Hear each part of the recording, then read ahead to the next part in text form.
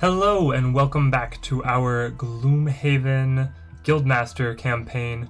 I'm Teddy Ninja and we are figuring out how we are going to draft in our new level 2 card for the Scoundrel. This card looks fantastic and we need to figure out what piece it is going to replace. Now this card has good initiative, good movement, and its attack is just as strong as some of our stuff like Single Out up here. So this is probably the candidate of what gets replaced, though it's like the strongest piece of Single Out is actually that it has such low initiative. It's basically the Scoundrel's only way of making sure that we can go after everybody else. But going fast is probably the best problem to have. The other option would be this, dropping Quick Hands. The loot is okay and the additional movement is fine. We have plenty of movement and we don't really, you have Thieves' Knack if you want to have an attack on the bottom of your card, but I don't feel like we'd use that often. So it's between Single Out and, where was it? Quick Hands. Which do you think we will use more often?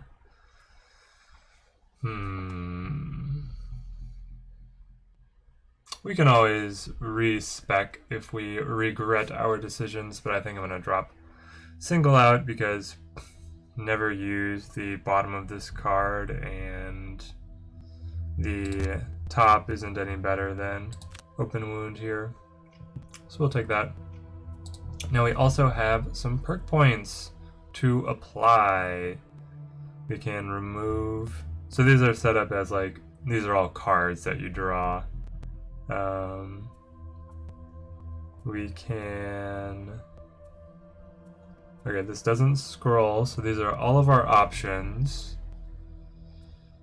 Generally, what I like to do is try and make the deck more consistent. So before I start adding stuff that, like this one, this arrow here means that it is a rolling +1. It means if you draw this card, then you draw another card and add the 2 cards' effects, which is really nice. But I like to take away the negative modifiers first because that just makes you more consistent and you're more able to plan out your turns. The lower variance your attack modifier deck is. So we'll take this focus, replace one -1 with a +1. And confirm. And then we are going to get rid of that -2, I think. Just because it burns me so many times. Alright, so there's our build. Now, I think that the way that we will kind of adapt our party is that once characters reach level 2, we're going to look to sub them out so that we can get the whole starting party to level 2 to open up that quest chain that they all get at level 2. I do want to be able to play with the new cards, so the Scoundrel will be in for one more match, and then it's going to get subbed out. What I'm trying to debate is if I want to add the new character now and run a party of 3, and then we take the Scoundrel out and run 2 again, or if I run 2 and then she drops out and we bring in our new character. It also begs the question of what new character we are going to bring in. We have Cragheart, Spellweaver, Tinkerer, and Mind Thief. Who is going to be our newest member? I'm probably most interested in seeing the Tinkerer. In the board game, they're dedicated support character, so their character balance requires plenty of allies, and they just overall were not very effective. Because they've been rebalancing things here in the game, I want to see what the Tinkerer is like. And if they're still on the weaker side, we'll just have to suffer through. Because I just want to see what they have to offer as they level up. We are going to go back to the Undead quest line. The Umbran League. The town of Sherderest is in lockdown due to a cult that stalks the streets at night, murdering anyone that defiles them. We have Cultist, Cultist Elite, and Living Bones. I do want to check if we have anything to cash in.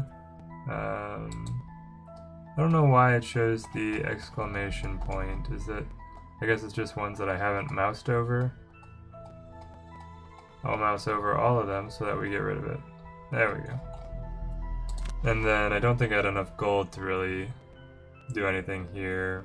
What are the Tinkerer's starting items?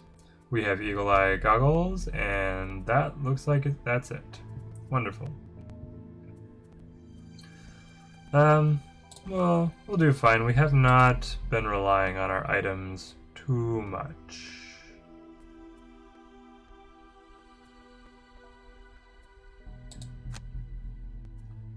Here we go. Travel on from Bloodford.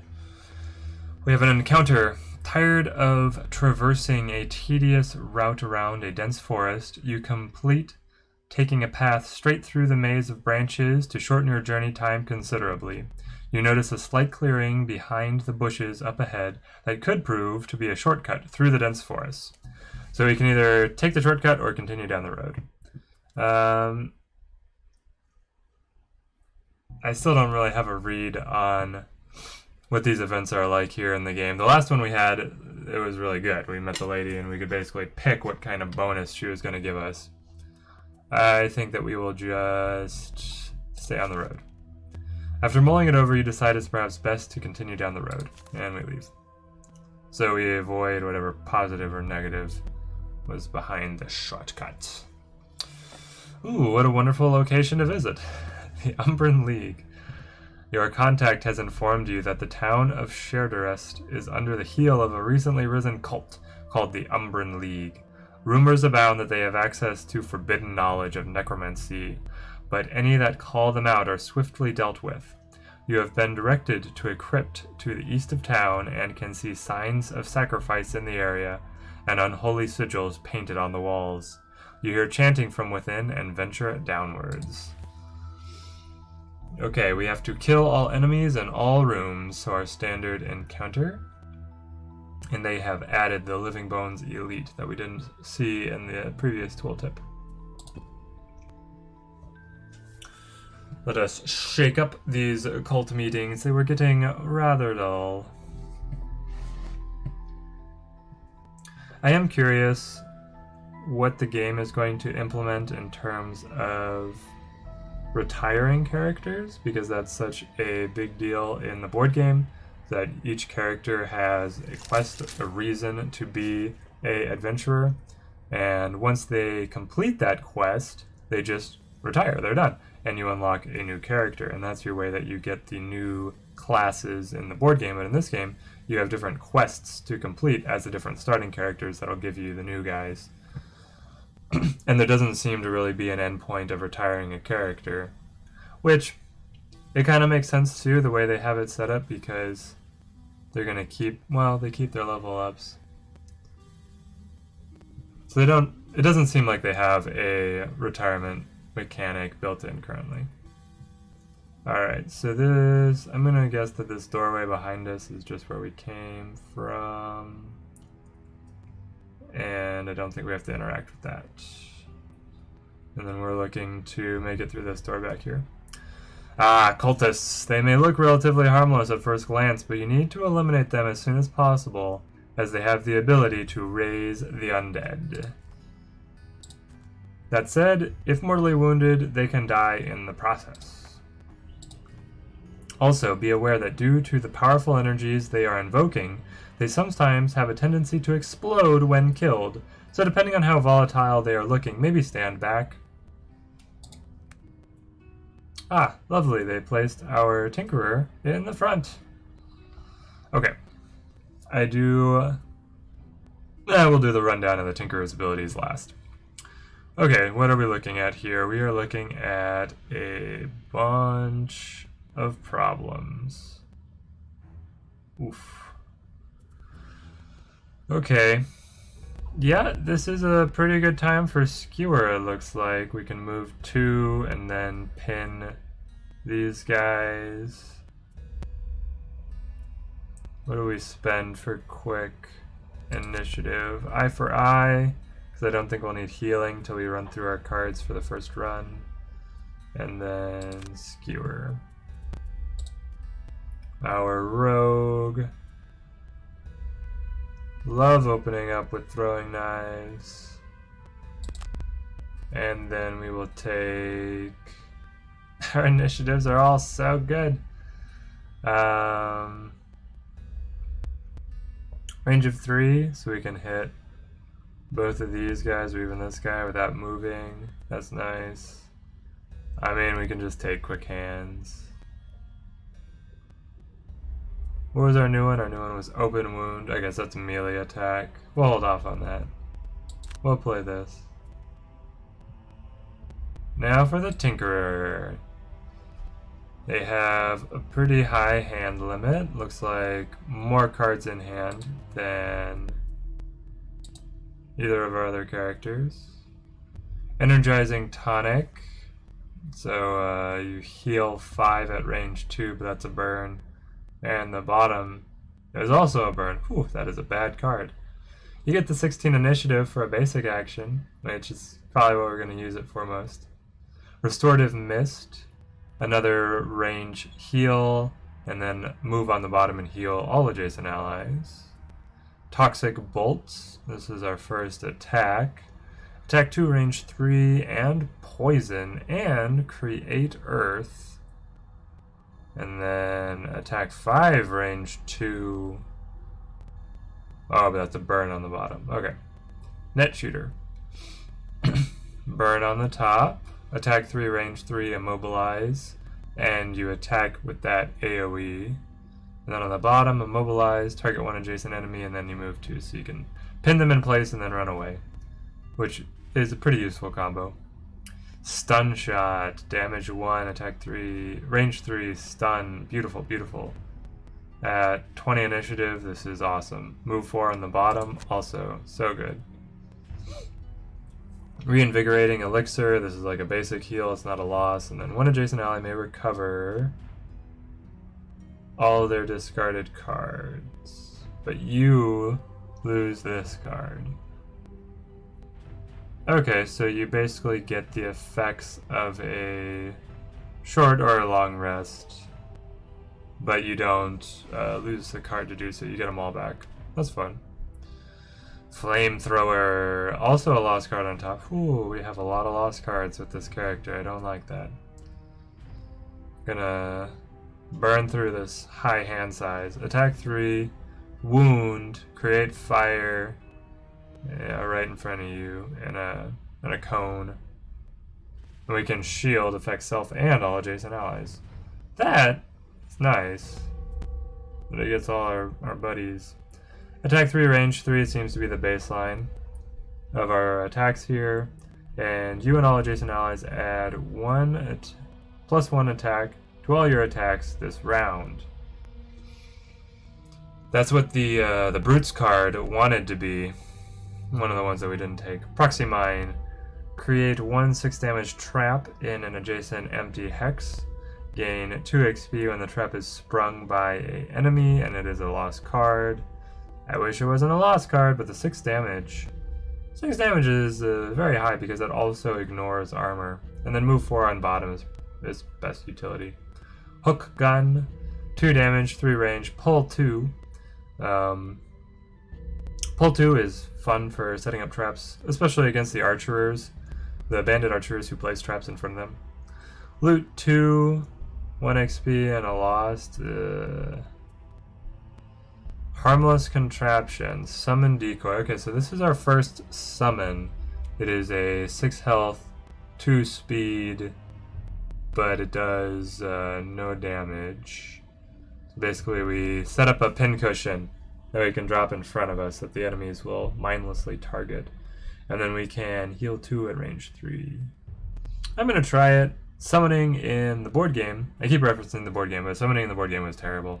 I'm curious if basically it was terrible because the game had rules on how the summons would move. They would follow the same rules as the monsters. So they just mindlessly go and bash heads with things and die. I wonder if you get to control your summons, because if you get to control your summons, that makes them way better. And then our final is Ink Bomb, also a lost card on top. Oh man. We are going to be met with some problems staying away from lost cards with this guy. But I think that what we liked the most was Stun Shot. This thing seems awesome, and then we are going to go for shielding ourselves and all adjacent allies with the bottom of Flamethrower. Round 1. Okay, we got enough initiatives that we're going first.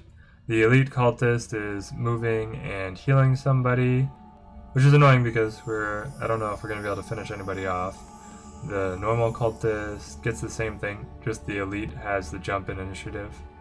And then the living bones are not moving but are attacking. Okay. I mean, that makes a case for not moving the brute up right in front of this guy, but let's see what kind of damage we can do.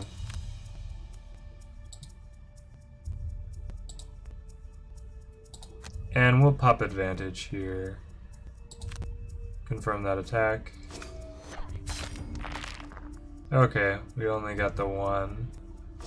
And then is 3 damage, which will be healed away immediately, right? Okay. I mean, I just want to cancel this. Skip movement. Okay, so the brute. This is where we think again.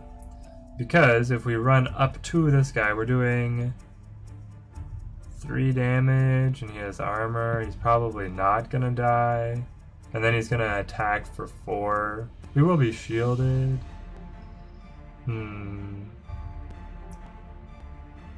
But we can instead just like stay away, basically, because they don't have movement.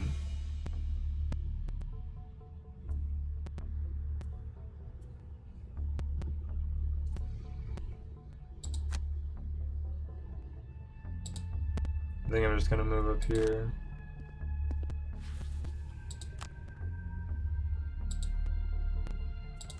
We'll use Skewer. Does that give us XP? Yes, it does. I was curious if the XP was tied with Burning Wind, but it looks like it's not. Alright, Tinkerer. Tinkerer. This setup was made way more sense when I anticipated that they would be, you know, attacking. Instead, the cultists decided to do utility things, and then the bones decided not to move, so we could just dodge them. So this stun is basically meaningless. I mean, it stops 1 heal, but the other cultists should be able to top their friends off. I like this area of effect shield. Being able to stay in a cluster like this seems pretty solid. Yep, move and heal. Can he heal himself? Ah, he heals the elite. Probably the best choice there. The cultist heals the skeleton that got pinged. Okay, so we keep some damage on the board at least. And then all the living bones just try and swing at whatever's right in front of them. Fighting the mindless undead. Okay, we probably want to play our disarm at this point. And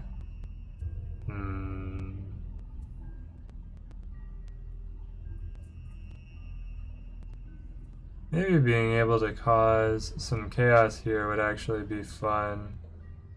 There's this trap right here that we might be able to smack somebody into if we use this sweeping blow for the movement and push all adjacent enemies. Clear some space. Alright. Scoundrel, I think we'll just stay back again and play Swift Bow.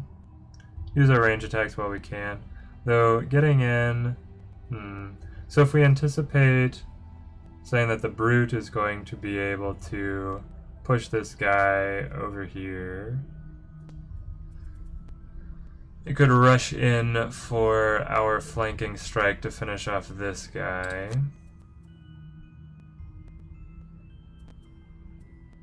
Do I use special mixture to poison him?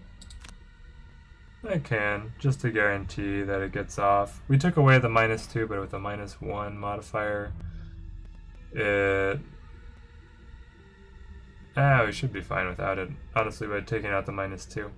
Feels good to have that gone. Okay, so I want that, and I want flanking strike. I don't want flanking strike to be my initiative. Okay, Tinkerer. What were the other good things you did? Honestly, I am not loving it. Okay, Toxic Bolt. Applying poison here looks pretty good. We'll use that, and then we will think about movement. I don't know if I want to drop the Harmless Contraption yet. I think I want to go through this room. I'll drop Harmless Contraption in the next room. Move 4. Sure, move 4. Okay, so we're still faster. The cultists are moving and attacking. The living bones are... Ooh, the living bones are really set up to do some damage. Target one enemy with all attacks.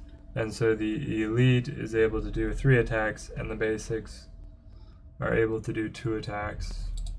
That is going to hurt. Move 3, move 4. So these guys are moving 4, this guy's moving 3. 1, 2, 3. That means that if we wanted to just avoid him, we'd have to make it like all the way back into this corner. Which, it might happen. No, I don't think it can. Okay, move 5.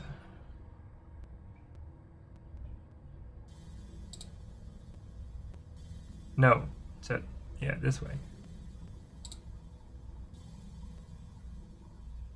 Undo waypoint. Undo waypoint, okay. So they want you to chain it up like this. I mean, I could just stay all the way out here, or I could move up.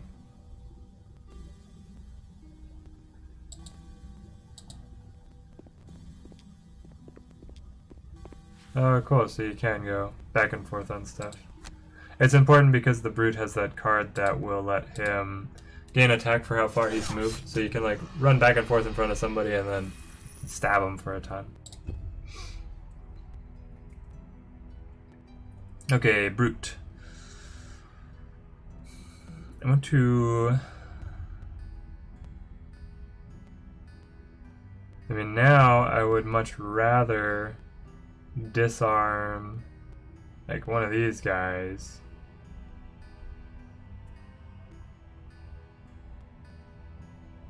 So they don't completely murder me.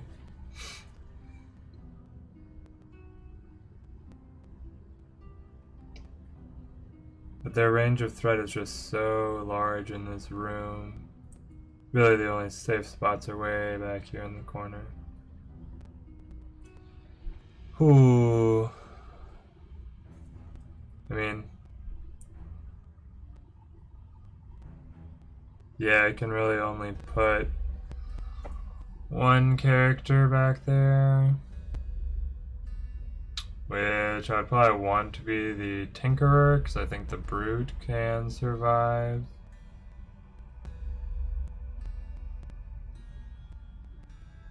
This is awful. Absolutely awful.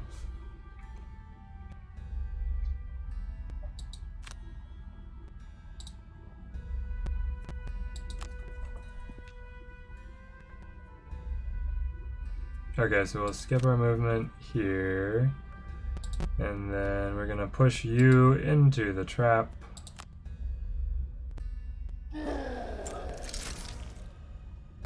And then I don't think pushing you is gonna do. Oh, I can push him back there. Yeah, I'm gonna skip that push so that I can get off the disarm.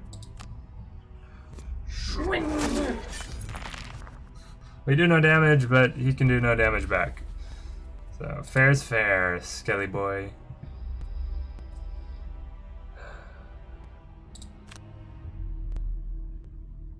You can attack and apply poison here, which I think that we want to do to the skeletons. Once poisoned, poison will help negate their natural armor for us to be able to punch through that. How much damage is this cultist doing? 2? Move 2, attack 2.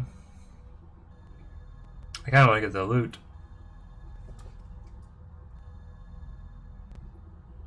But at the same time, it feels like a bad idea.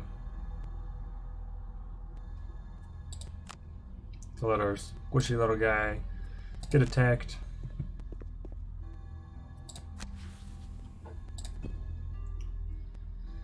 Alright. This is where things get bad.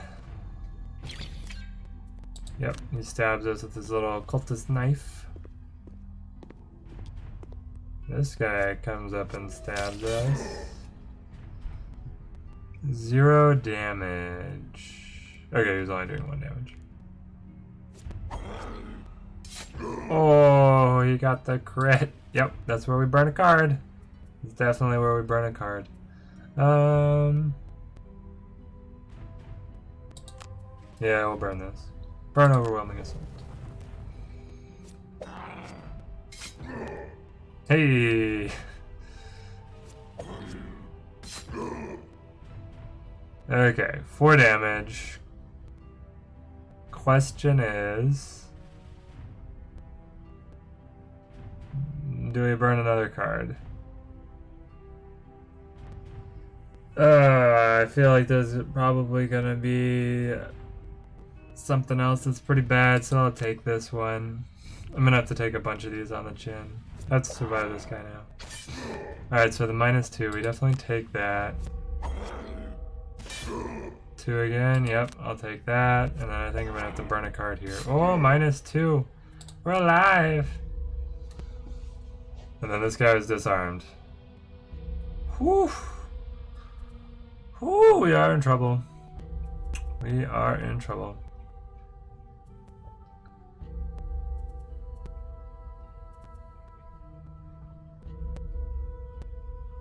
Spare daggers as fast as we can get, and then leaping cleave here is our AoE. I think that's what we look to. We're here with the Scoundrel. Scoundrel doesn't have a way to heal the brute.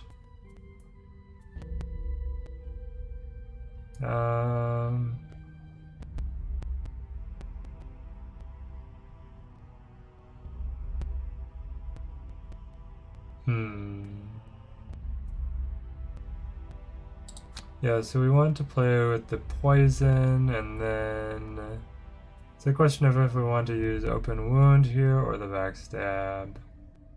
Oh, backstab was a loss. We're keeping it for the initiative and the movement, I guess. Open wound, then for the 11. Tinkerer, Tinkerer, Tinkerer. Where are those heals, Tinkerer?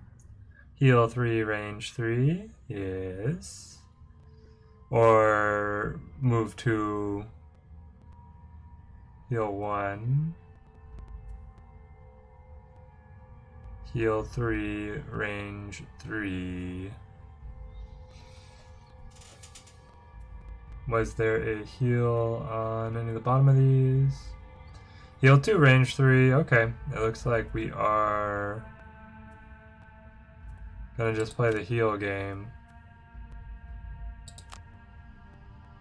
There we go. I hope they move slow. Oh, thank goodness they do. Okay. So Living Bones, again this time trying to spread out their damage, which is way easier for us to manage. The cultists are summoning Living Bones, but they hurt themselves to complete the summon. So knowing that, we would really like to finish them off before they get the other ones out. So I think we're gonna move back here behind these guys. And then yeah, we'll poison the big guy here.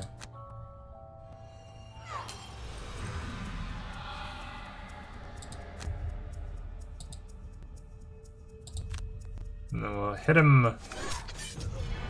Yes. So the 2 damage from his summoning will finish him off.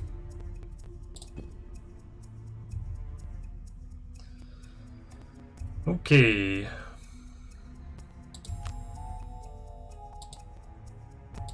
Hello, Brute. Here's healing.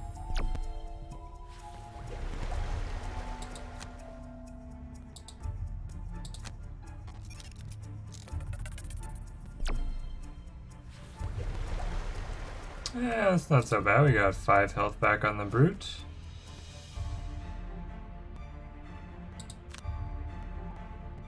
Let's see, who are we attacking? I think it's gonna be these 2 guys. If I can do the bonus damage against the cultist from the spare dagger, that should be enough to get him. Yeah, because the spare damage is... the spare dagger's not gonna have any way of killing this other Living Bones, so... we'll look to just thin the crowd of cultists and they won't... oh, I kill him outright. Lovely. Yes, healing potion. Get him all the way topped up.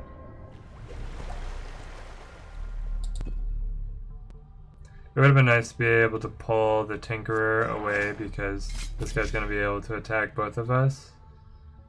Which hurts, but it is what it is. Oh, we got the +2. I think that's where we burn a card. Just watching the Brute's cards vanish. This always seems to happen. We'll keep grab and go. Looks like we're gonna have a lot of movement into this next room. We don't know how long that is. Well, how long it is through the rest of the dungeon. We'll lose warding strength. We're at the point where with the Brute we can never use lost cards now. Oh, he's got the movement to find a good spot. Yeah, we'll receive the 2 because he took the negative penalty there. And then the Scoundrel there has armor that makes them attack her at disadvantage, which is why we got the critical fail. I'll just take the damage. And now the cultist. Oh, goodbye, Mr. Cultist. But he does get the skeleton out. Okay, looks like we don't have too much choice here, so we'll pick those 2 cards. And now here we're gonna look for you know, I don't love these options either. So this guy's poisoned. Nobody else is poisoned right now. Yes, okay. So Thieves' Neck will do pretty well. I don't want to lose Backstab.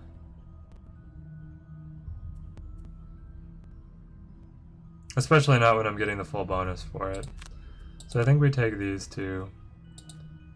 And now here, we're going to be looking for more healing.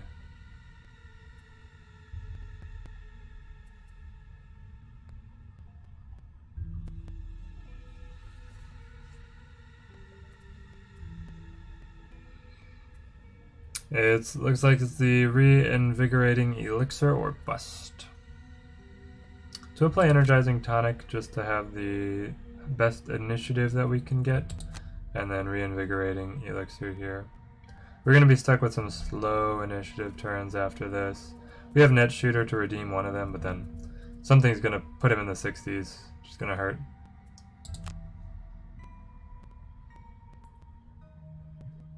Okay, so they are moving. They're basically doing the same thing that they did last time. Okay. So I want to heal the Brute again.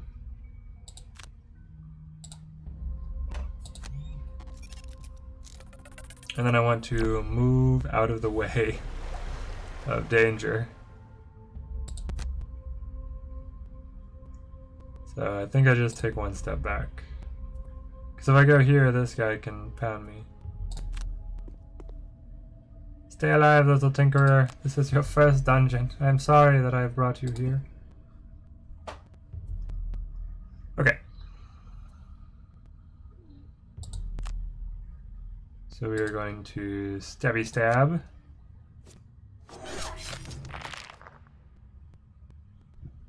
Did not go super well.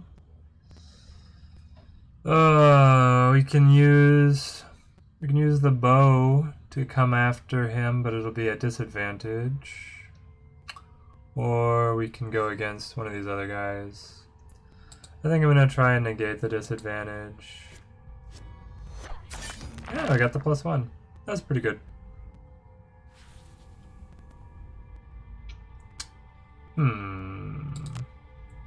Minor stamina potion to bring back something useful here to pair with backstab. So backstab will give us great initiative, and then we can pick. Yeah, the getting the poison going against these armored characters seems to be one of our best tools. So the Venom Shiv is kind of what I'm leaning toward bringing back. We'll play that way. End their turn. Now they go. Ooh, yes. Yes, yes, yes. I like seeing that. He's still at disadvantage, so yeah, we'll receive the damage. Ah, yes. Oh, and we have no cards left. This could be the end of the Brute.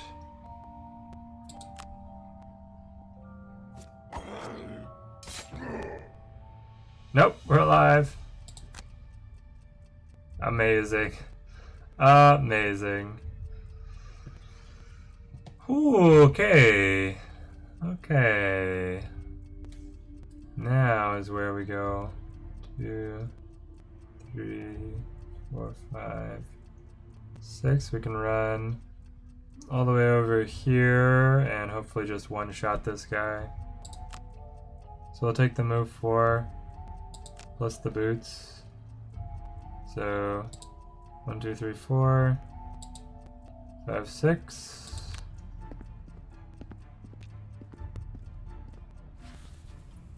And then we will attack. For 6, it says 5 because he has armor. Yes. Then that number.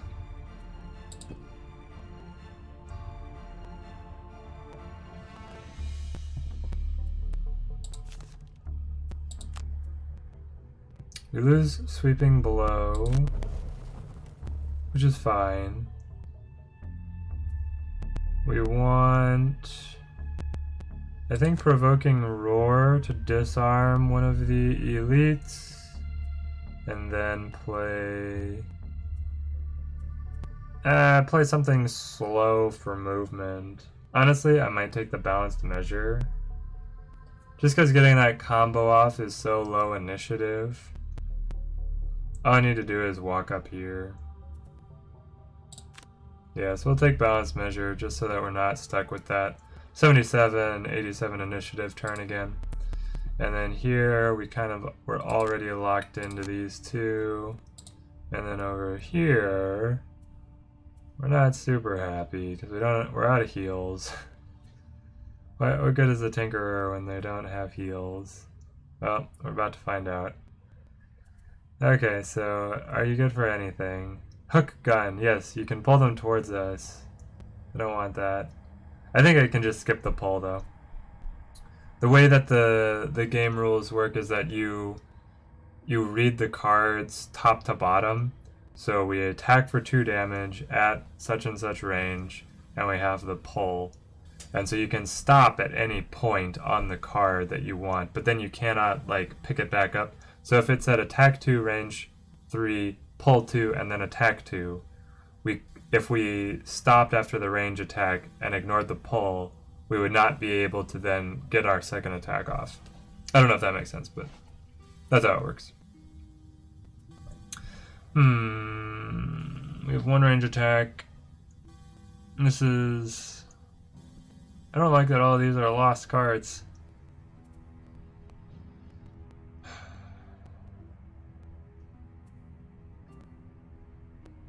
I also don't like the initiatives.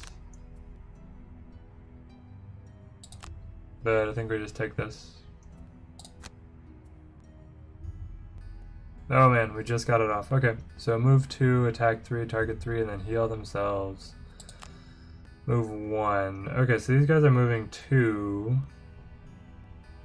Which, given their position in the middle of the room, makes it very hard for us to avoid them. Very, very hard for us to avoid them. Because he's even reaching this corner. The only thing he's not reaching is all the way over here. Yeah, so we just have to deal with them. This guy, on the other hand, who can only move 1 space, is fairly easy to avoid.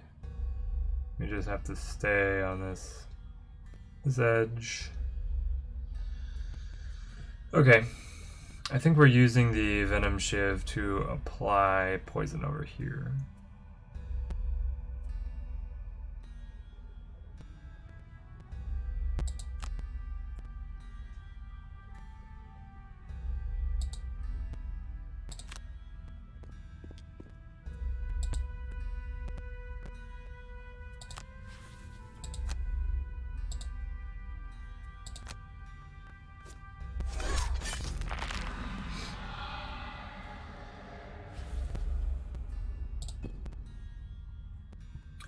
Now, note about poison, the living bones have heal self on their action, so they're going to try and heal themselves. What they're going to do is remove the poison, but not gain health.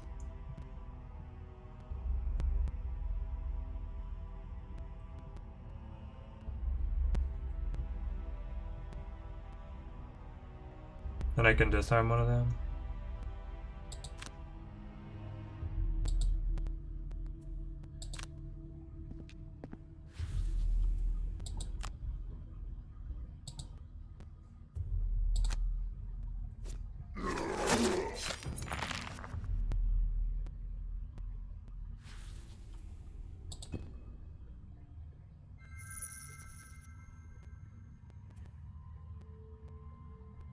They have 3 targets. So basically this means that I want to move this guy away from the living bones being able to walk on this space and attack all of us together. Which I think the best cure for him is moving him towards the door here.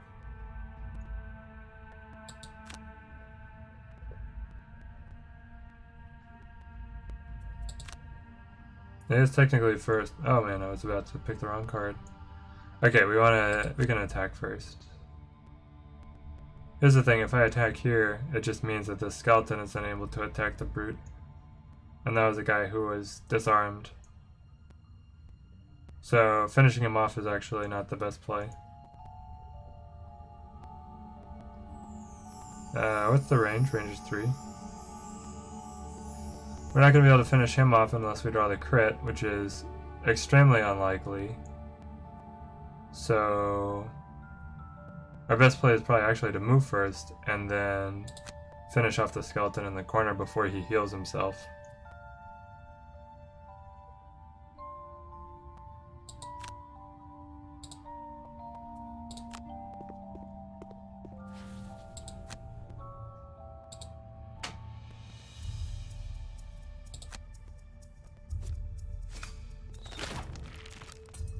There we go.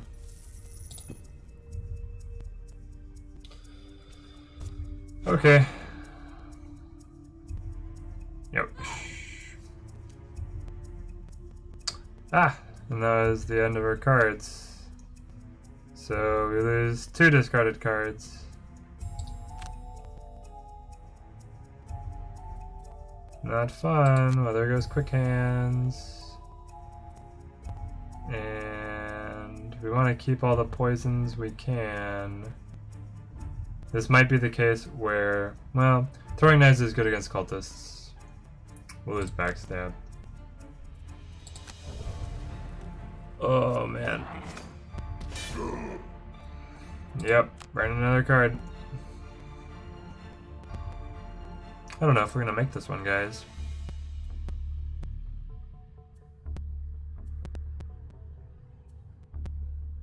Because the Brute here is definitely gonna run out of gas, and the Scoundrel, just having to lose 2 cards like that, is also not going to be happy. Grab and go, Leaping Cleave.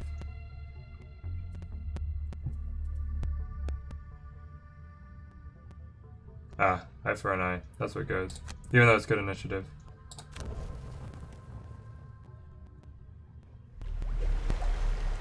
And then he removes the poison. This guy will also remove the poison.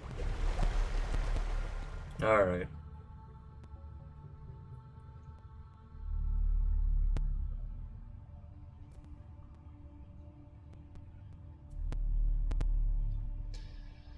Yeah, let's use the skewer.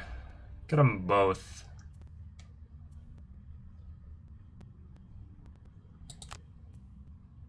And then we'll use Leaping Cleave here for movement.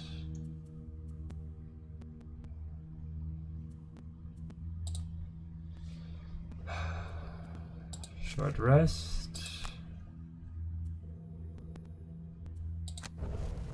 We lose the Swift Bow. This is a good time for a Flanking Strike. It's also a good time to get the poison out there again.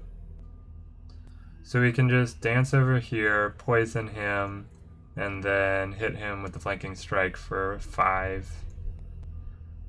1, 2, 3, 4. No, it should, I mean, that would get him as long as we draw a good modifier. Or at least as long as we don't draw a bad modifier. Okay. I'm all for that. Tinkerer, what do you have? You have nothing. Nope, you have nothing. Okay.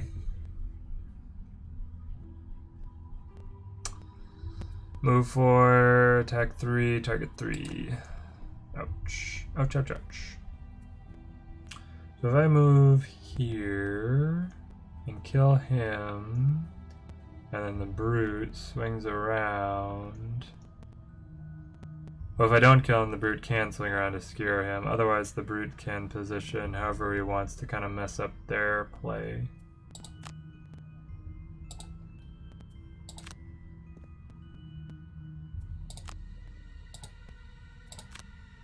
So that is the poison.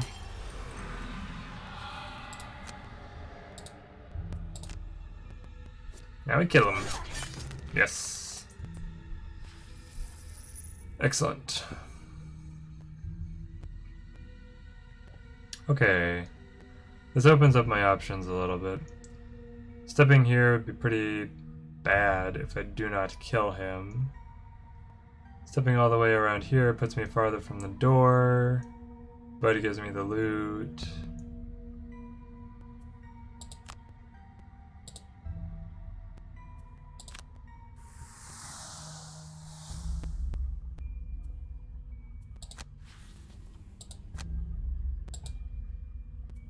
Alright, get lucky, come on. Yes! Oh man. Got him.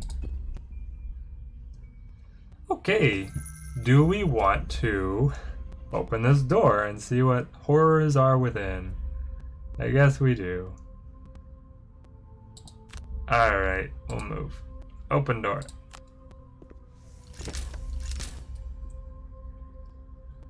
Okay, we got a bunch of cultists, more living bones, some traps, no major loot, and it looks like this is just a 2-room dungeon.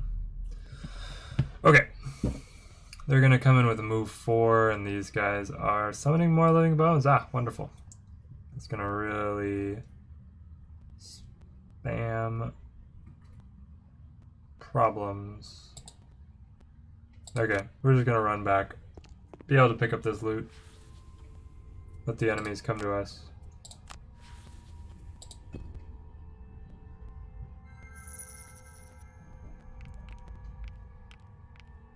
Here they come.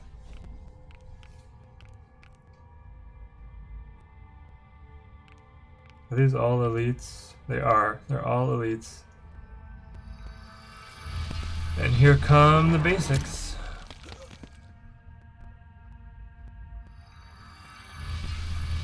Yeah, we'll see if we actually make it out of this dungeon. I don't know if we can make it.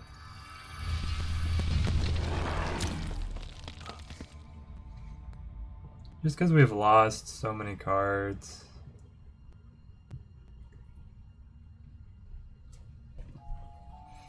Well, not many choices here. Spare dagger and grab and go.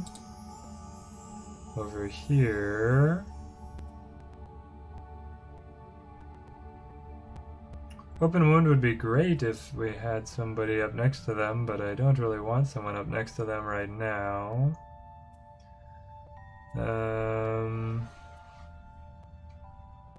Yeah, I mean we can throwing knives and then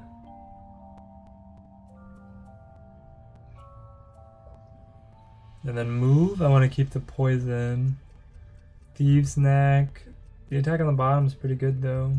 I really hate using open wound for movement. That's tough. I guess I do disregard the poison. It'll give me enough movement to potentially pull her out of range of them.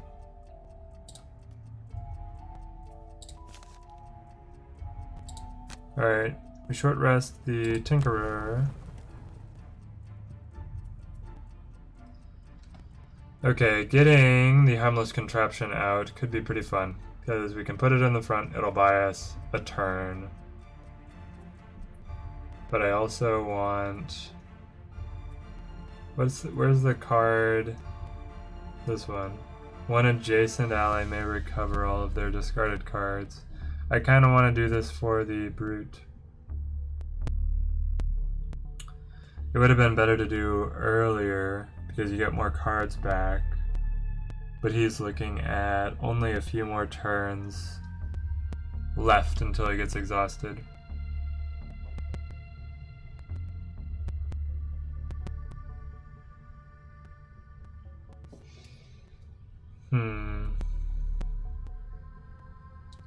Also, the stunning shot is not bad to pin one of them down.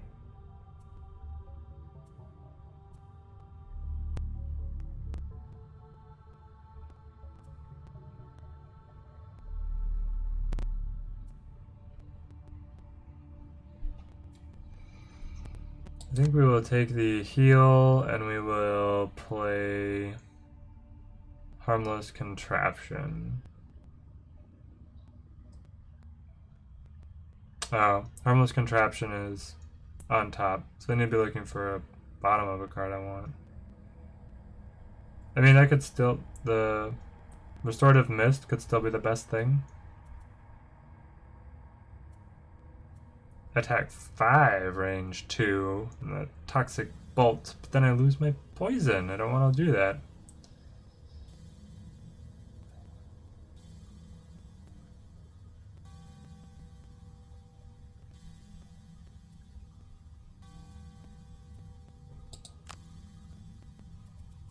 Yep, I feel like the initiative is too important. We could just move the Scoundrel over so that we still get some health back, but it's not great. Ooh, and the cultists are moving fast. On death, attack 3 all around them. So this is the explode he was saying. They move 1, attack 0. Move 2, move 3. It's interesting that they put the living bones ahead of the elites. I guess it's random. I thought the elites would always go first.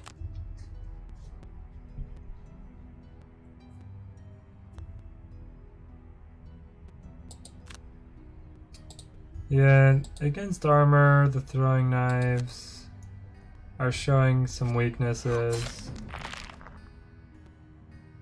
Crit fail doesn't help either. Hey, 1 damage. Yeah. Not wonderful. I think the Brood is just staying where he's at, so they move the Scoundrel all the way back.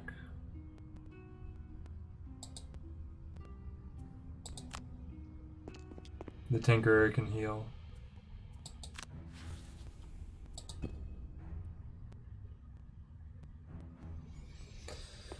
Okay, the cultists slowly and ominously advance.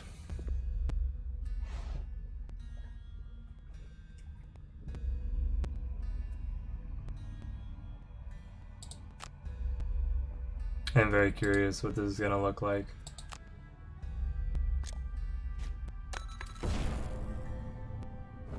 Hey, it's a little Tinkerer.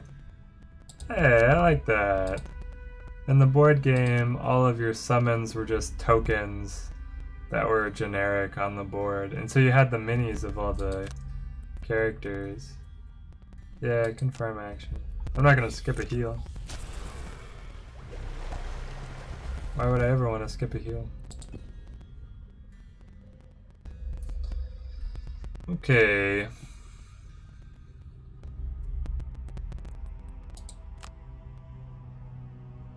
Going to throw the dagger.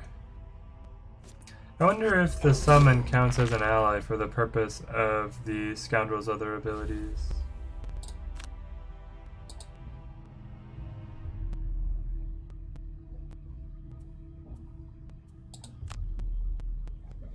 Okay, so move 3. Yeah, move 3. So they would run around here to try and attack all of us. So we actually need to move back.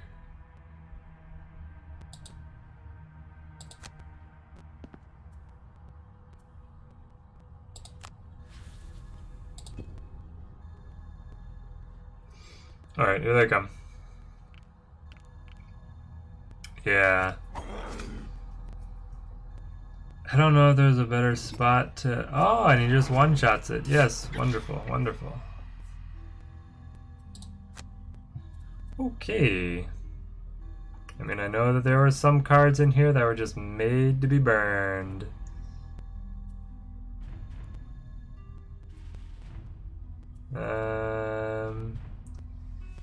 Ink Bomb. Maybe. Am I really going to use when an adjacent ally may recover all their discarded cards at this point? I feel like I'm not. It's so late in the game. Maybe I will. Maybe I will. The thing is, I want to burn this because it's 2 losts, but it's like one of our only good initiatives.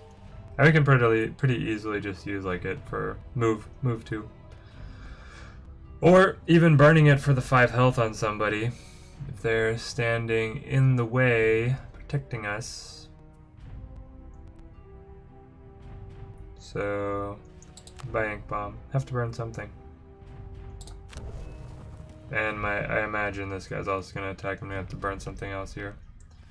Yep.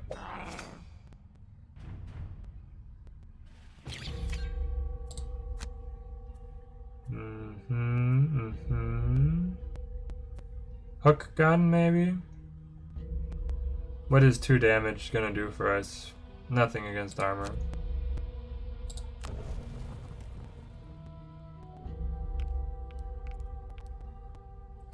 Alright. Thankfully everyone else is slow coming to the party, but it does mean that the cultists have time to spawn more undead.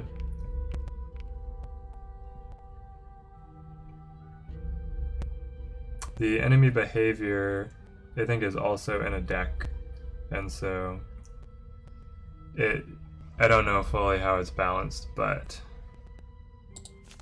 we have a short rest. We lose spare dagger. Ah, it makes me sad. I wanted that nice range attack, especially for this position.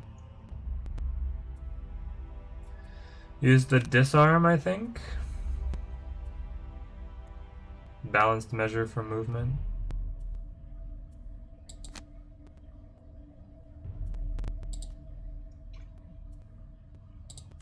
Over here we are pretty set. And over here,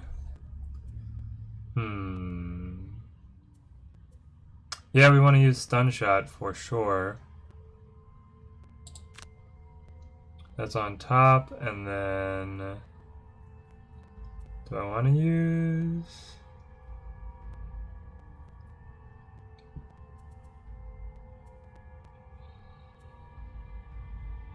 The immobilize move to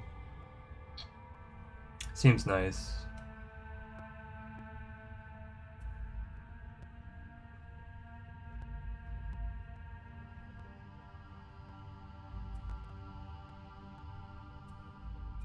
Let's see, so if I actually take this as a chance, so he doesn't have any discarded cards. The Scoundrel will have 4. They recover all their discarded cards, so it'd give the Scoundrel back 4 cards.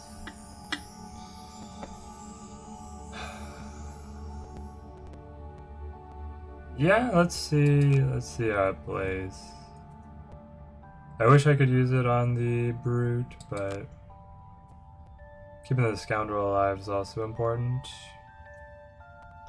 Move 1, heal 3, range 3. Those cultists are going to be a problem. Still not sure if we're going to make it out of this, guys. Okay, move 2.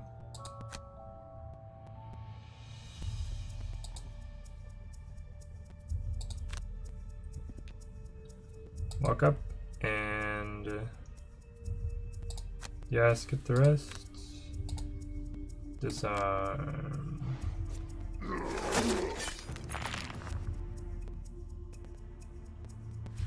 Got him.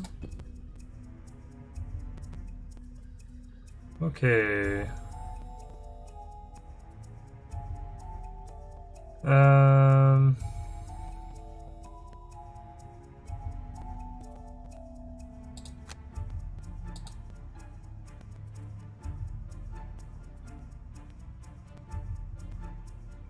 Target one enemy with all attacks, and they can move. This is the one that is your undoing.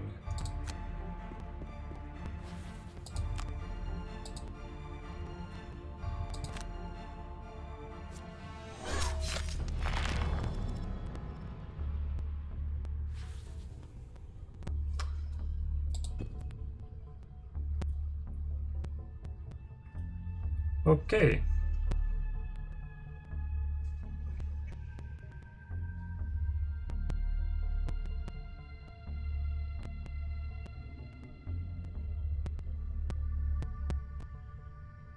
Ah, it's only adjacent allies that get to recover cards. Wonderful, so I can only target the Brute. Ah. Why isn't it ranged? Man.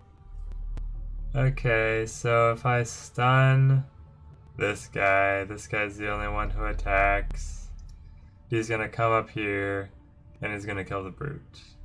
If I stun this guy, then this is the only one who attacks, and he gets to pick if he kills the Scoundrel or the Tinkerer.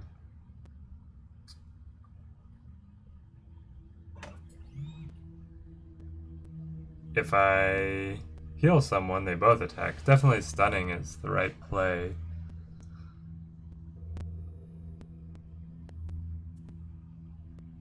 One adjacent ally may recover all their discarded cards. Okay, so he has these two. That's it. I'll get back 2 cards. 2 cards. Does that matter?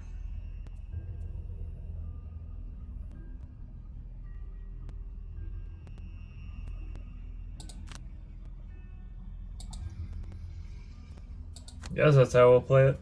We'll stun this guy and then we'll give the brute back cards.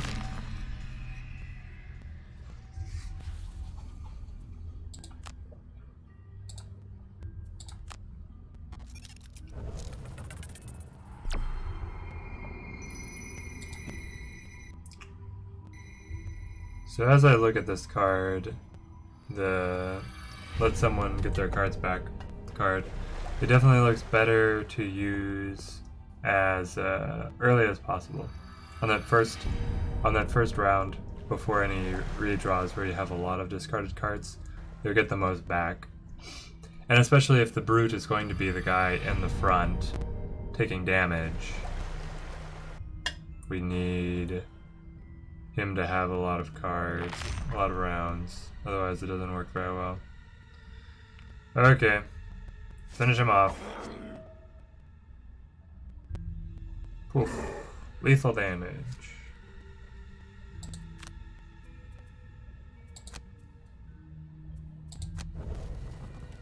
And again.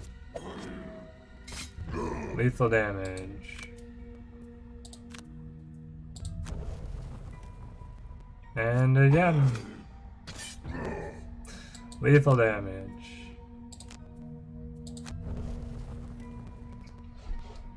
This is about the point where I would restart, but I have not seen a party wipe, so going to run it till then.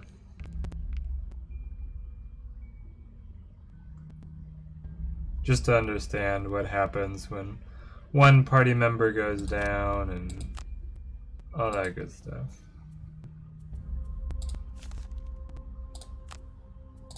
See what we get back. Okay.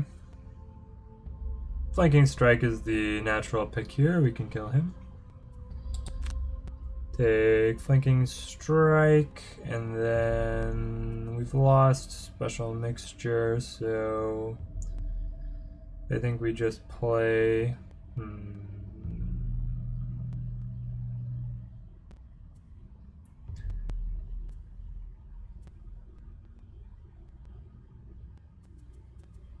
Play Venom Shiv.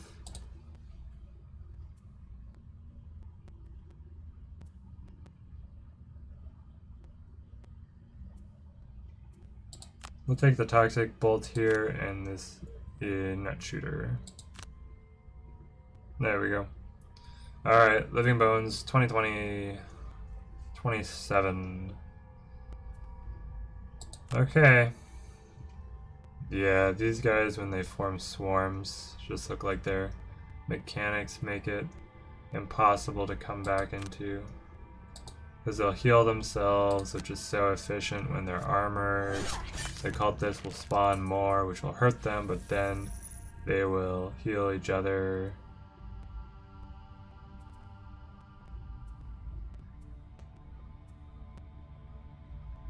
So these little guys are only moving 1. Big guys are moving 2.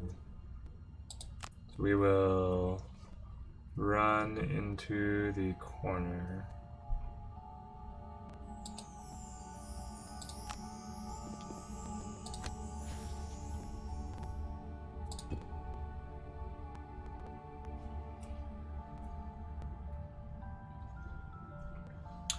The brute will... I mean, he actually has a good turn if he could get any more turns.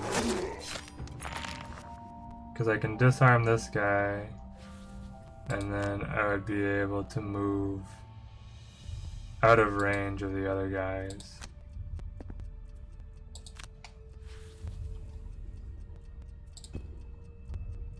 Because once Let's apply our poison. I will apply the poison after I have moved, so we will take the immobilize. I'll lock the elite in place. And then get to move 2. Yeah, we'll keep going back into the corner. Because our poison bolt is range 3, so we're fine there. So we'll dash off. And then hit him over here. Eagle Eye Goggles. Nah. Not in the only 2 damage. Yeah, so we don't do any damage, but he's stuck and he's poisoned. And the Tinkerer's turn. Okay. Very curious what is going to happen to... Oh, so his heal there removes the poison. This guy moves, heals himself. He skips his attack because he was disarmed. These guys just move because they're full health and no one's in range.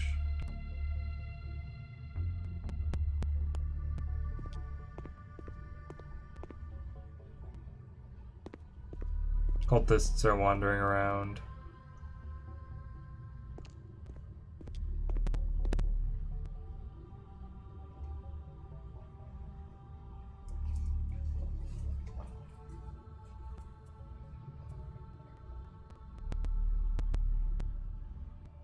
Okay, so a short rest. Yes, I burn Skewer, and he's exhausted. And just like that.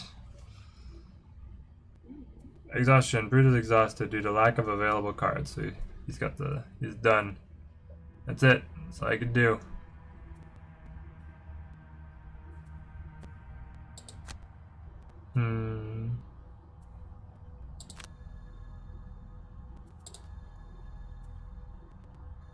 Well, I think that we will all quickly follow.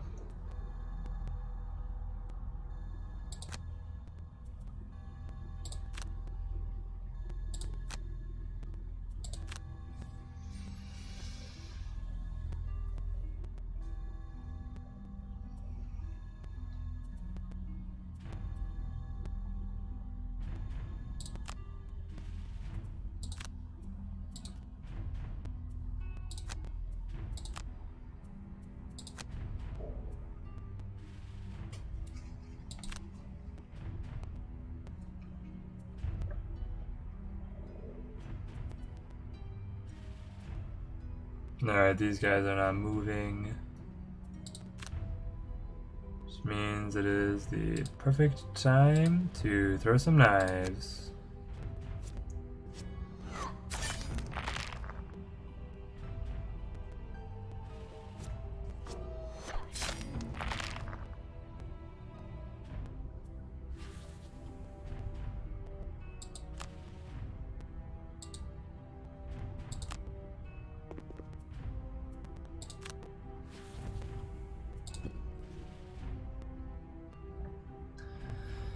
Tinkerer, Tinkerer, what will you do?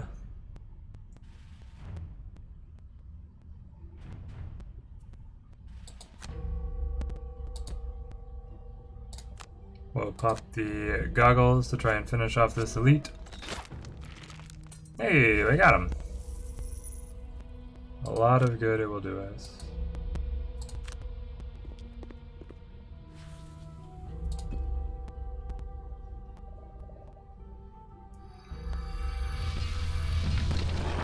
More living bones.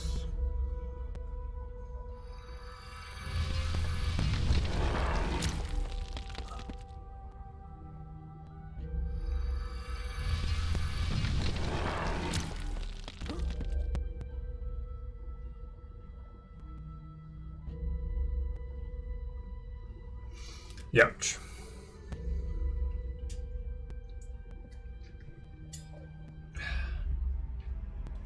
Yeah, I don't think we are winning this.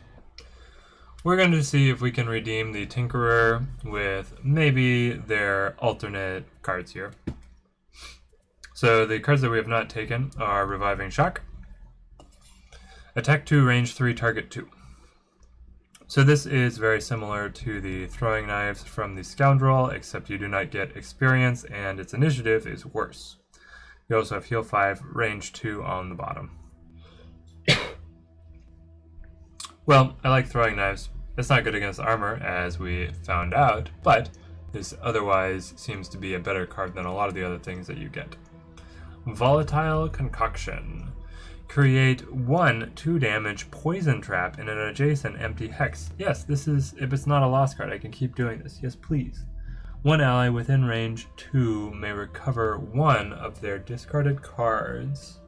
Up to 2 discarded cards if frost or if ice is consumed. Okay, Volatile Concoction looks really good. Potent Potables. On your next 4 heal actions, add 2 health. Ooh. Okay, I actually do like all of these. So let's try something a little different. Rather than slotting new things in, we'll just start fresh here. So if we actually start by taking all 3 of these, then we look at Toxic Bolt, getting the poison in there, range attack, pretty good. We'll keep that. Enhancement Field. Yeah, it's one of our basic attacks. We'll think about it. Energizing Tonic. This is only here for the initiative. Is the initiative good enough? Because the 2 lost cards will probably not use their effects. You might use the top, the bottom, move 6 for a loss? No. This I like, the double heal on top and bottom. Because this heal 1 should also proc our Potent Potables. So that's awesome. Stun Shot, necessary. This one, I do want to use this. 1 adjacent ally may recover all their discarded cards. Timing is so important and it'll mess up the rest of your game plan, but it can give one of our other guys a bunch of free turns. Net Shooter.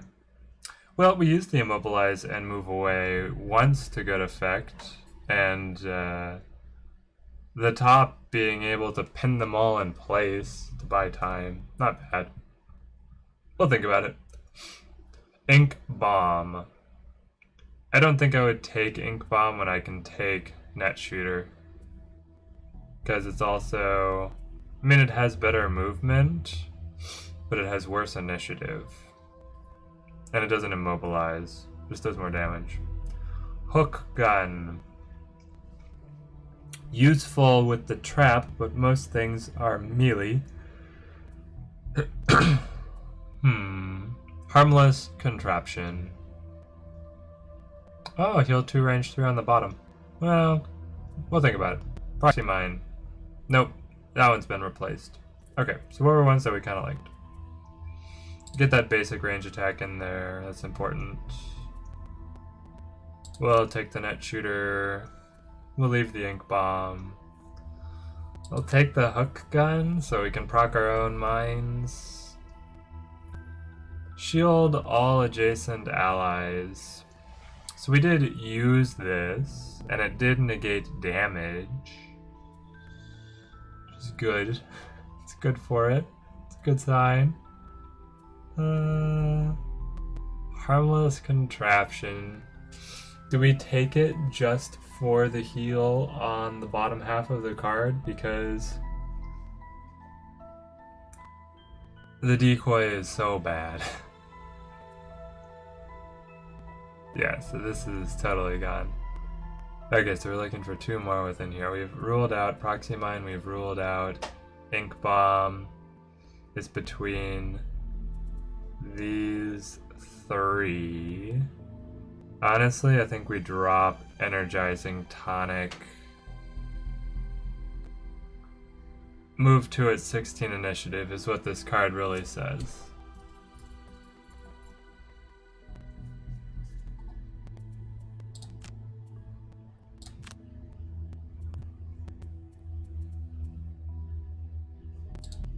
There we go. Okay.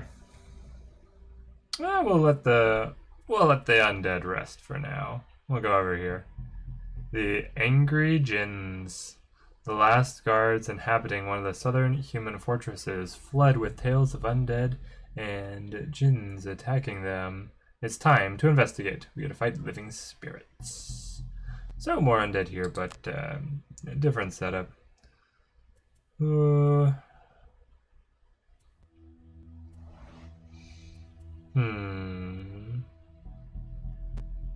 I kind of like giving the Tinkerer the weighted net, because the Tinkerer is full of range attacks, and being able to immobilize could help out the party dynamic a lot. But we also have just giving everybody potions, which are very useful.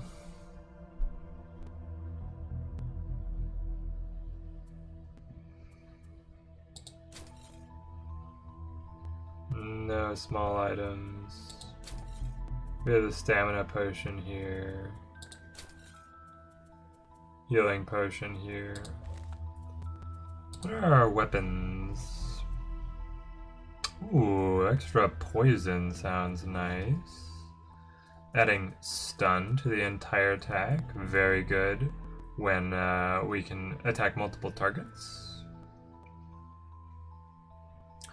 During your range attack, ignore all shield values for the entire attack action. Also very good. When damaged by an attack, gain shield 1. Okay, I kind of like that. On the next 2 sources of damage from attacks targeting you, gain shield 1. I think we need the brute to be beefier. It's 20. Okay, well, we'll save up. Only 3 gold away. So you get, nope, there's a body item. There we go, bind. You are bound to it. So now his modifier deck is worse. He got 2 -1s, but I believe he should have Fortitude. Once he levels up, he's 1 XP away from leveling up. Ignore negative item effects and add 1+1 card. So the item effect right now is adding 2 of these. So those will go away. Oh no, it's down here. It would take away these and it would just give him a +1. So Fortitude, amazing. And we'll save up for getting him the shield so that he can really become the tank he's supposed to be. There was a massacre here. The bodies of a group of clerics and healers lie strewn across the path. Whoever killed these people appears to be long gone. They could still have valuables should you choose to loot them, but you also wonder whether the powers that be might smile upon those that would bury them. So here we could potentially get gold, we could potentially get a item blueprint or just an item. Or we can bury the bodies and hope for divine blessing. We will bury the bodies. You feel that you have done the right thing by burying these poor souls. Content with your good deed, you journey onward. You have been blessed. Yes, this is what I wanted. So that blessed, if it works the same as what I'm familiar with, will mean that we have extra crits in our decks. The Angry Jinns. The Pyre is a human-built fortress of the past 300 years that marked the extent of the human progress south in the lands. Inhabited until a few years ago, it is now associated with ghost stories and old wives' tales. You reach the tower in a sandstorm. It is deserted, but you cannot sense anything untoward. As the wind strengthens, you are forced underground for shelter and make camp in an old tomb. You are suddenly woken in the middle of the night by the sounds of clacking bones and something altogether more unsettling. Rattling chains. Kill all enemies in all rooms. We're fighting living bones and living spirits. Enter the dungeon. I do love the thematics of Gloomhaven.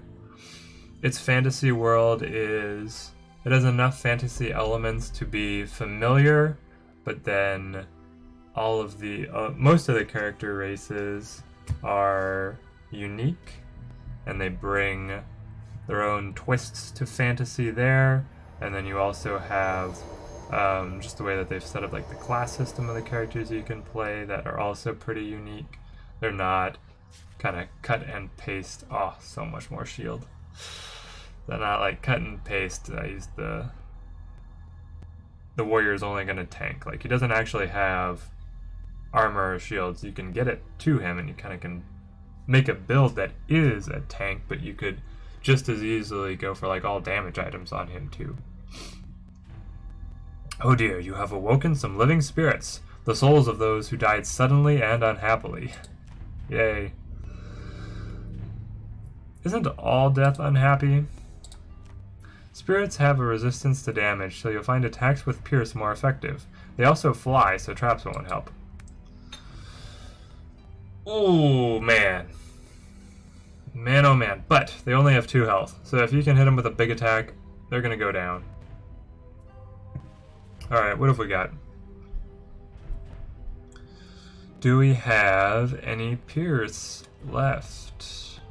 We do if we can. Ooh, this is interesting. So the brute can consume wind to gain Pierce on this attack. I think the living spirits might help us out by creating the wind element. Do I have any other Pierce? I have a feeling that I actually took Pierce out of his options, which I might be biting myself for doing that, but we will play as we usually do with a provoking roar to disarm. We're gonna go for this guy. Oh, he's got 2 arms here coming out. What is this? What is going on? And then what do we want to use to move?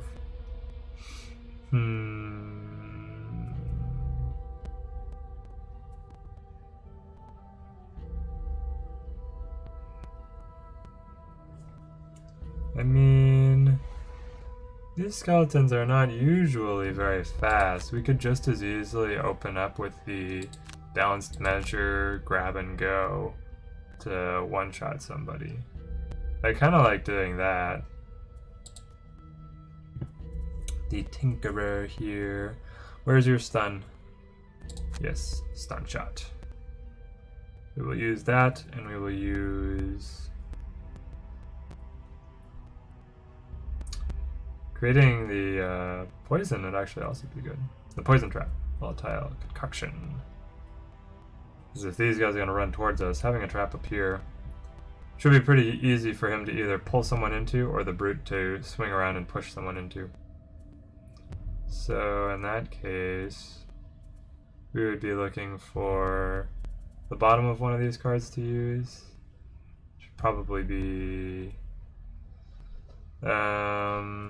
where's that? Do we still have the one where that's the shield? So we could use that, or we could use this enhancement field.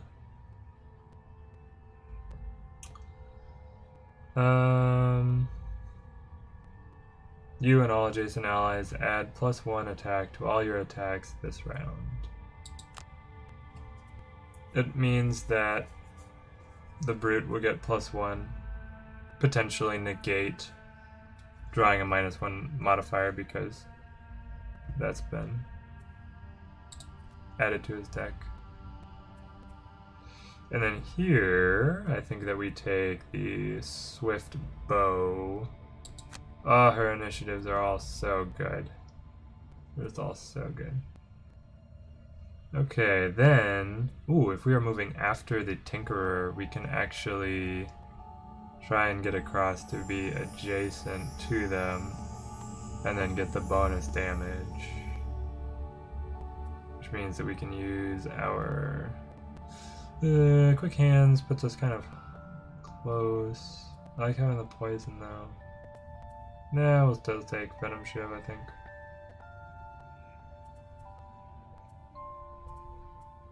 Yeah, we'll still take Venom Shiv. Okay. Here we go. Let's see what we get. Living Spirits, move 3, attack 2 at range 3. Do they have... So they fly, and they have innate shield 2. Okay. got leather armor up. We've got hide armor up. The living bones move 2. Ah, move 2. They're still gonna get in range. No. No. Okay.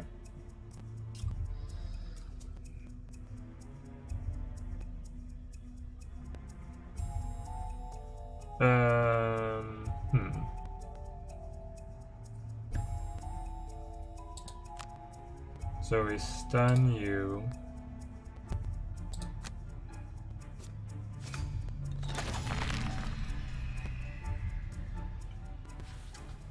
Which means that this guy, using his move 2, is not going to be able to get in a place to hurt us, and then we use this to power up the brute.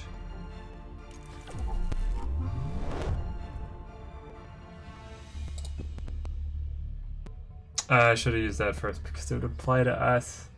Then we might have actually done damage. Okay. Here we use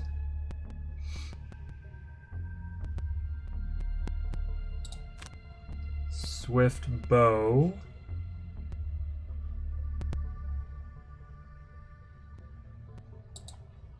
And I think we will ping this guy.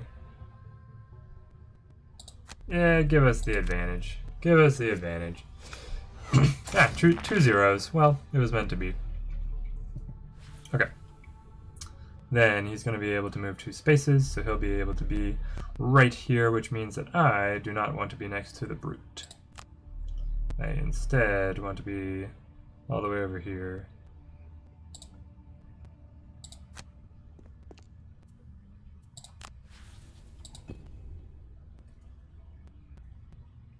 I could have pulled the Swift Bow back. Might have been good. Attack. Oh, you got that -1.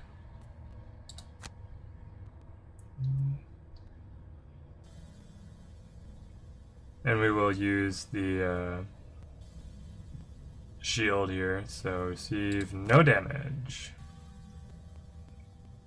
That's what it's here for.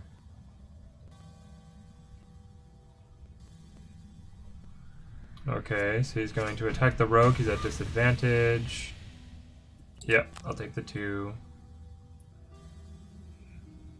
This guy's coming in from the corner. Does he get in range? He does not. Alright, this one is gonna come up to the Scoundrel. He's also at disadvantage. Unfortunately, he burned 2 negative modifiers. This guy wasn't able to get in range. And here we go. I would really like to just pop one of these guys.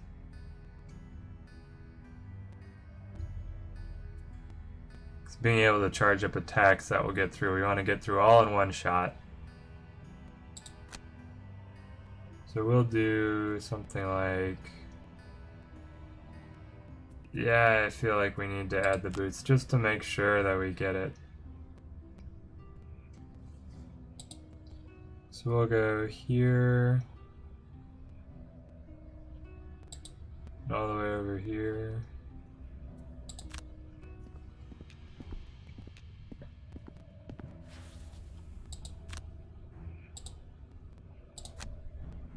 Take him out.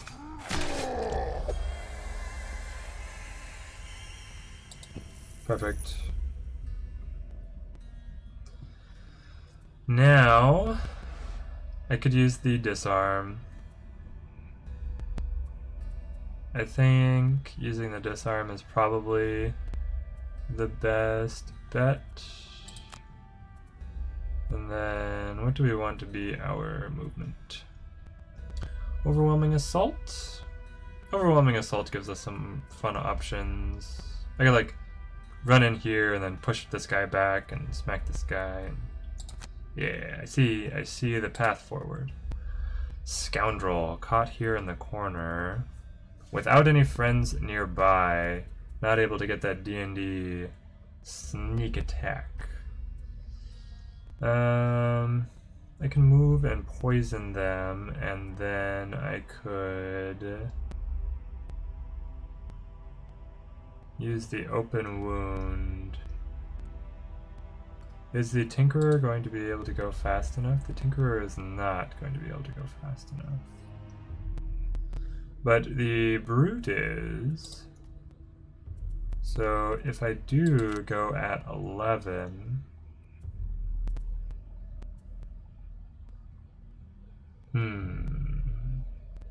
Okay, I like this. I could take Special Mixture here, and with a movement of 3, coordinate with the Brute to be able to get the Wound.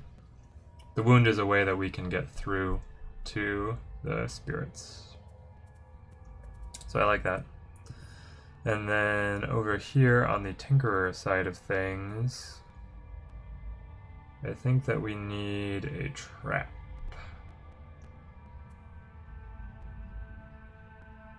We'll take the trap, and then we need something that's fast.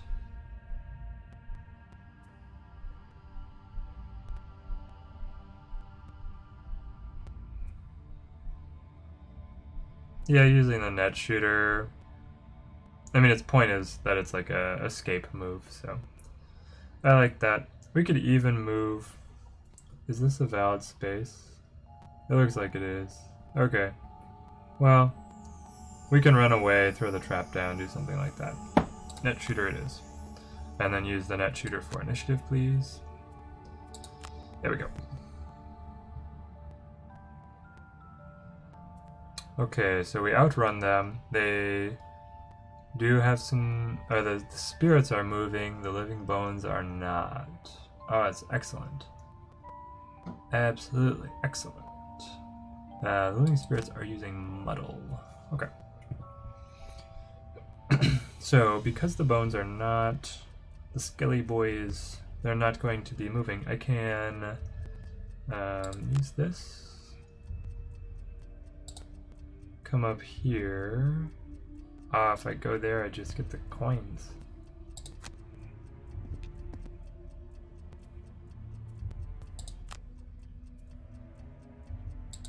Then I want to push this guy back.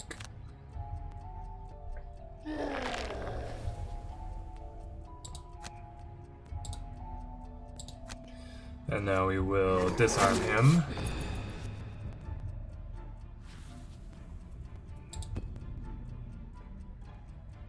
Bringing us to the Scoundrel, who is going to dash up here, apply her poison,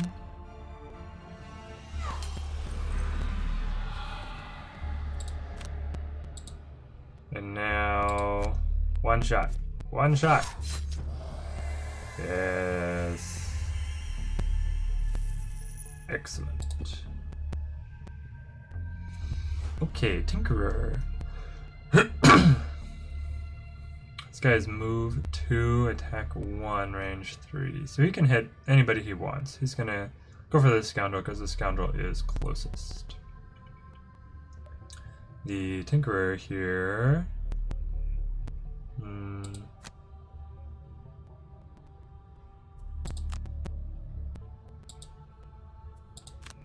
Going to look to kind of get away from all these skeletons closing in, and then we can throw down our trap. I like it being over on this side with the Brute, because the Brute with his push hopefully has a chance to send him in there.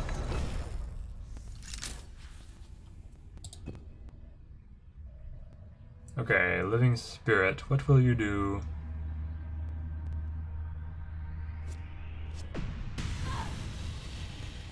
Yep, we'll take the damage, and we are now muddled, so we have disadvantage for 1 turn. Not too bad. Not too bad at all. Okay, so do we still have our push? We do. So I can run in here with the sweeping blow and do the push, and then I can land... Oh, that has push too. I love it.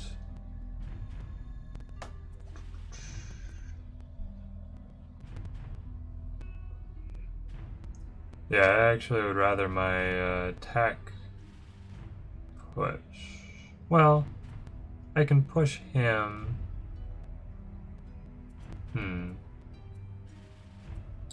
Maybe we save this. For now, I can take warding strength for the attack, and I can take eye for eye for speed. Over here, nobody's really good. No enemies are really set up to be stabbed.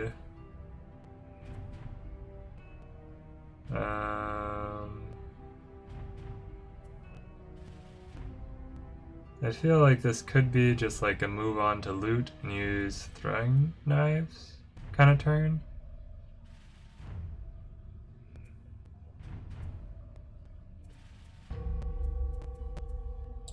We'll do that. I want to get away from this guy because he's going to keep on targeting the closest enemy, so if I can get her out, have him attack the Tinkerer, I guess. The Tinkerer has more health and more cards to burn, so maybe that's why.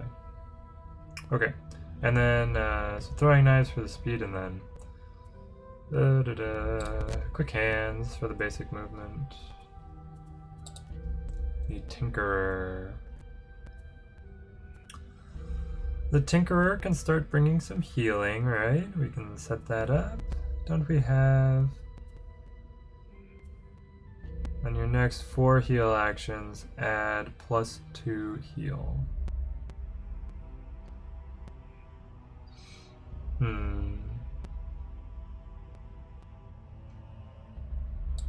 We'll do that, and then we'll do the restorative mist.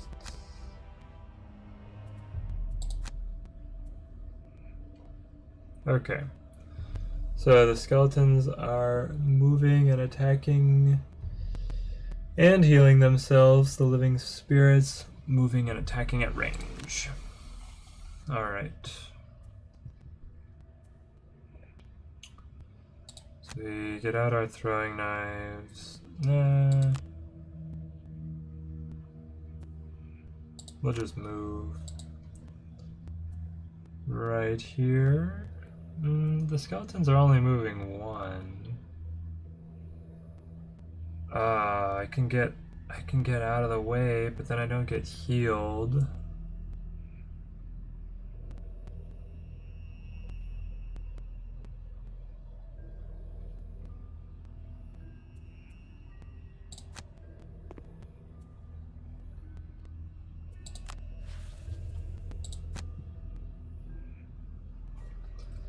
Alright, I'm planning on the brute killing this guy. We will ping some damage onto the other guys. I don't see myself doing any damage through the armor here, especially because we are muddled. So we are drawing 2 modifiers and we're taking the worst one. Yeah, so we don't get any damage. But it's about what we anticipated.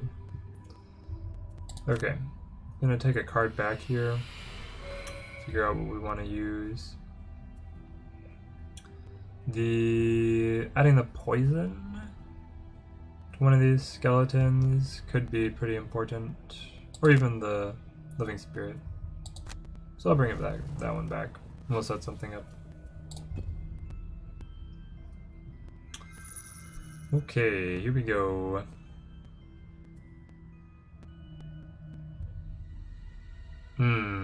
So I can either set up the super heal and then move 2 and gain health over here, but then the Tinkerer is going to be attacked by this living bones and by this spirit. Or I can throw out just a basic heal and then I can like run away. Which I think is actually what I'm going to do. Yep. So you gain 3 health over there, Scoundrel. And we are going to move in the other direction.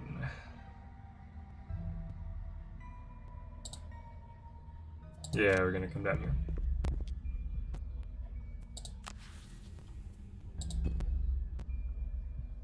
Okay, Brute's turn.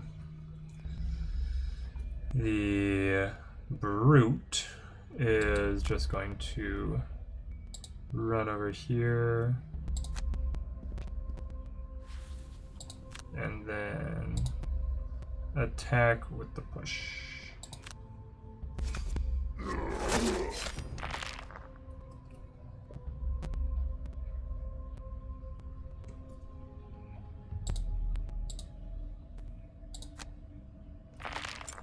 Pop. Got him.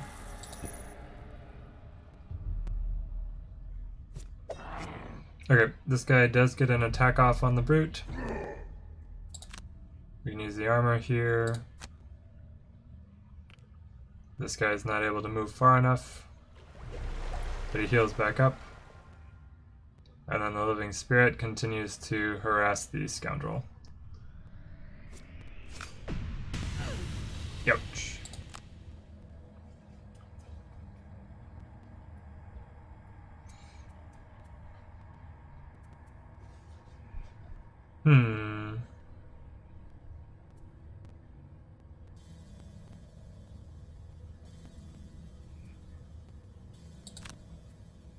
Well, I feel like we just kind of unload onto this guy. And then the Tinkerer, do we still have some heals? We do, reinvigorating elixir.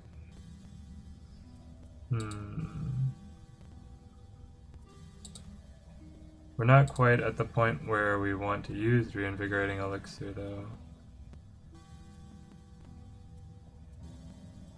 We have our heal on the bottom here, but it's only... oh, it is range 3. Okay, so we can take that, and then we can take... Toxic Bolt to apply poison? That actually seems like a pretty good turn. And so then we're going to try and move the Scoundrel within range of 3 of the Tinkerer. So you have to end your turn within this kind of radius. So you could actually run up and smack him. I like that. We'll take Flanking Strike for that, and we will take Special Mixture.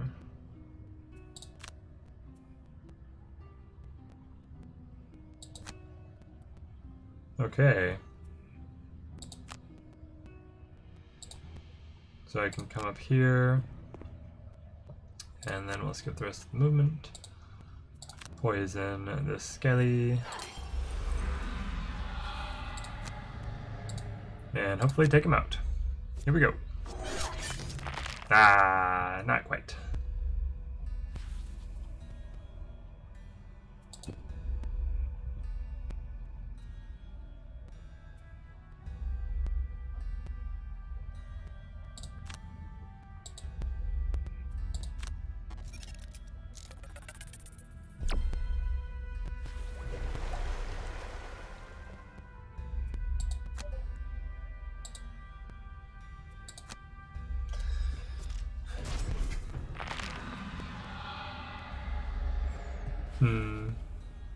It may have been better to move and attack him.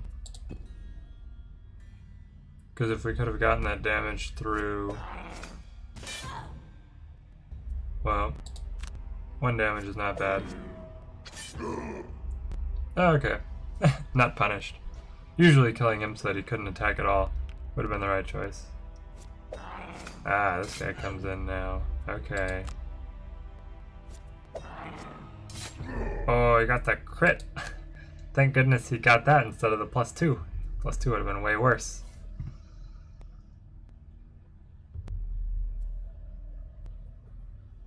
Yeah, so we will go ahead and use the health potion here just to stay topped up. We're then going to play for dagger here.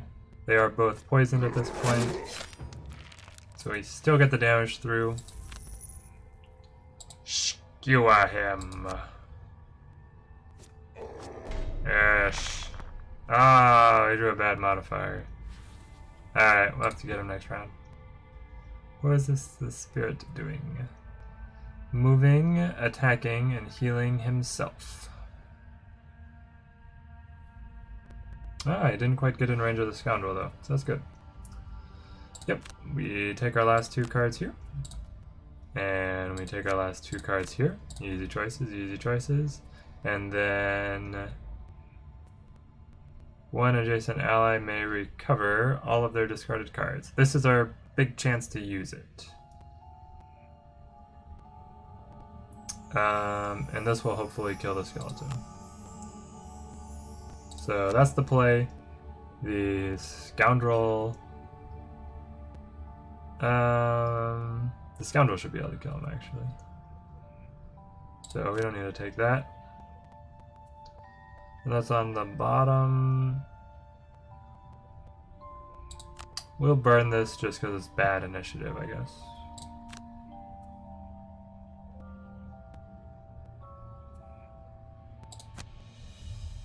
Okay.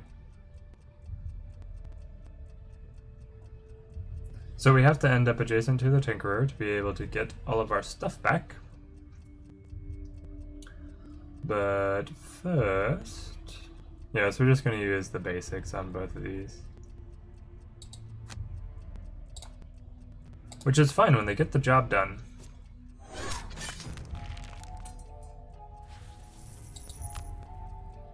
Oh man, I want that loot so bad.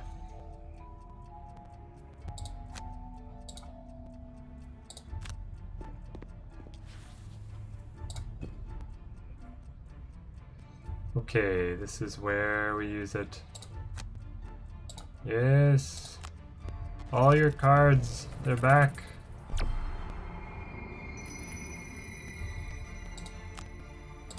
And then just skip attack. Okay.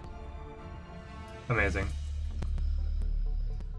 Are we going to get to do anything here? He's going to move 2, attack 3, range 3.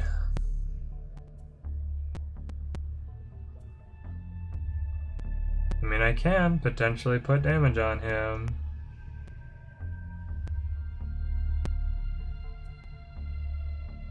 So that's the play.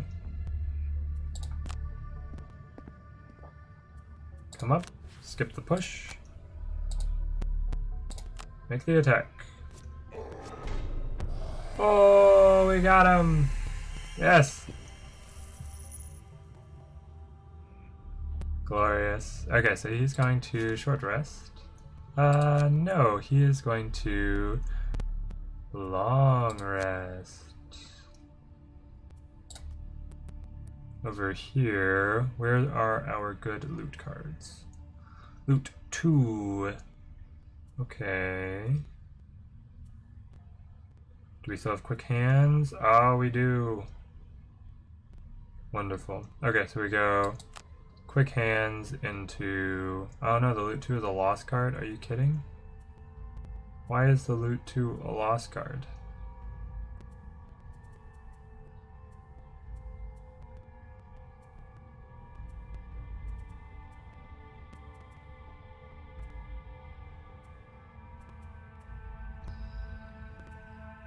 I don't want to lose my throwing knives as a lost card just to pick up money. I pick up a lot though.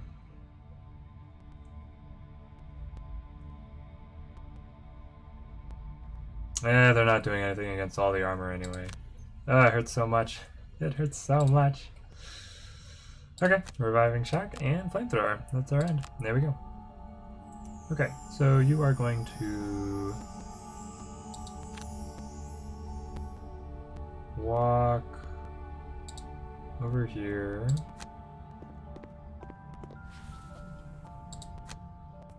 Skip attack. And you are going to walk over here. Oh no, I messed it all up.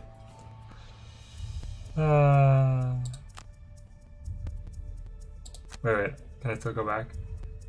No, it won't let me go back. Can I?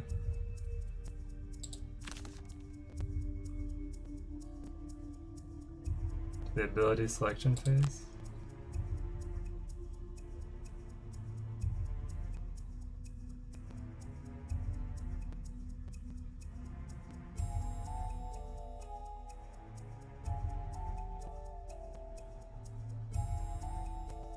Where is he gonna set me?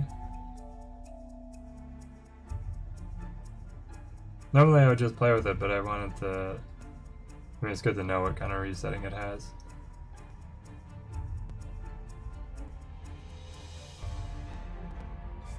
It's a long loading screen just to go back to the beginning of the round. Makes me worried.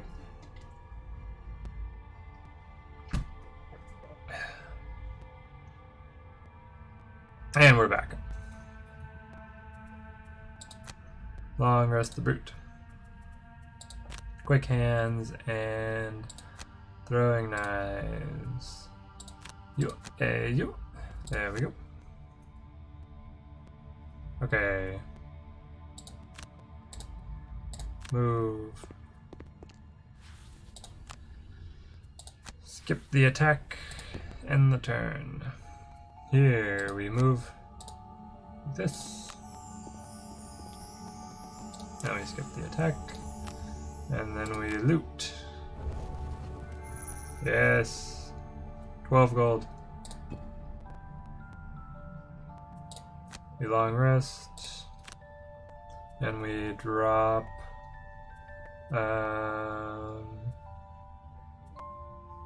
probably sweeping blow. The low damage is not helpful against the armor. So that's probably our weakest in this turn. Okay, now we have our boots back. So 1, 2, 3, 4 and more. Yes. We're gonna charge in there. Our rogue here, we're gonna play yeah, the high movement, I think, along with swift bow. 2, 3, 4, 5, 6. We should get to be able to open the door then. And then you, do I want to long rest? I can just short rest. I don't need to, I'm not gonna gain much, and yeah, burn homeless contraption, yes please. Okay, what's good movement for you? Stun shot, I don't think I can sacrifice stun shot for movement though. Potent potables? Okay. Wow, our movement is not very good. I guess we take potent potables. And then for the top, I mean honestly I want to use the top and bottom of that card. Well, the rogue needs health, so we'll take the where's one of our heals?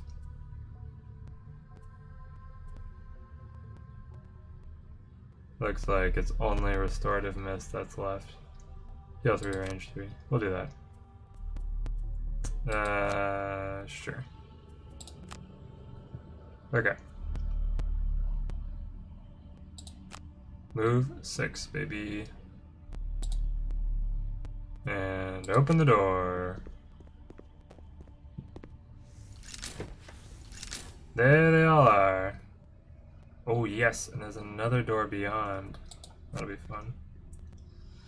Okay, what are they doing? Move 3, attack 2, target 2.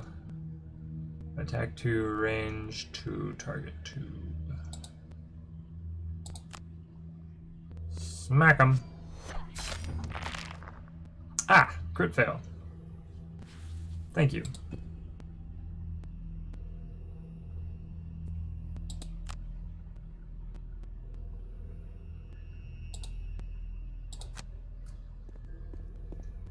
We will run up here. You know, it was probably ill-advised to go ahead and open that door. That put us out of range of the Tinkerer.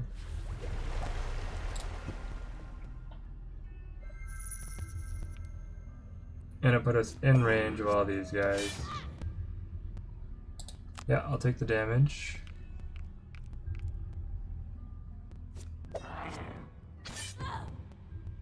Burn a card. Goodbye. Thieves' Neck.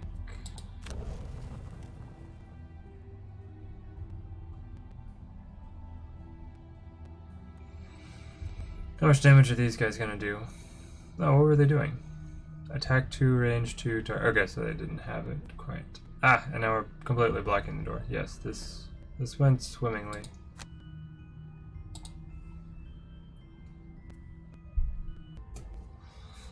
Okay, let's see. What is the pace that we want to keep here? I think that it is actually too much of a stretch to open this door. So, I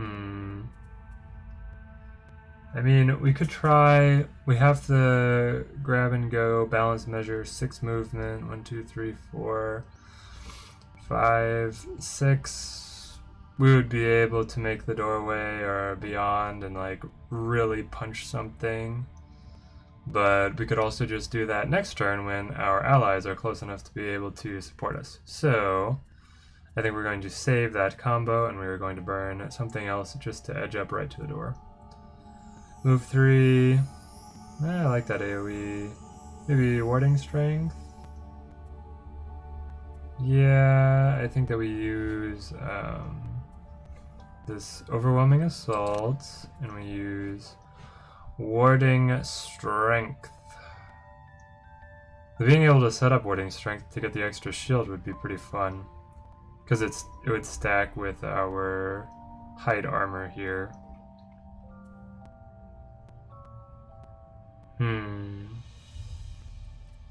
Okay, I am going to take it back. I'll do that. Which means that he will not advance towards the door, but he has enough movement in this burst to be able to be effective. So we have the Scoundrel. Scoundrel wants to move towards the door. Over here we're taking our short rest. Yes, let's get the short rest. We lose harmless contraption. Totally fine. Love seeing it go, honestly. Okay, this is where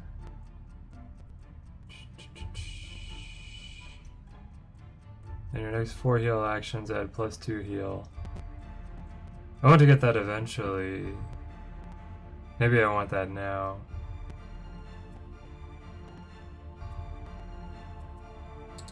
Okay, so we'll set that up and then we will still take movement. What other movement do we have? Move 4, move 2, move 2. Oof, movement is real slow here with this guy. Okay. This would actually be nice. One ally within range 2 may recover one of their discarded cards. Especially if we get a combo that makes Frost. I see Volatile Concoction being incredible. But as it is, if we do that, we're not going to be able to get movement, and our point is getting some movement here. So probably use Reviving Shock, the low damage, when all the enemies we're facing have armor. Not great. So just slide up a little. Then we can heal ourselves with Special Mixture. I actually like taking that. And then we can rush towards the door. Yeah, let's do that. I want to get the gold, but I might just leave it for somebody else. Okay, so we will heal, confirm, try and top up here as we make our way towards the door, and we will refrain from actually opening the door.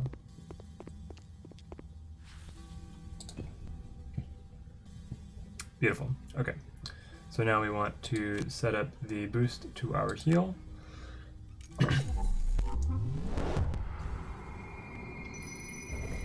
This will give us 8 extra healing as long as we use all of it.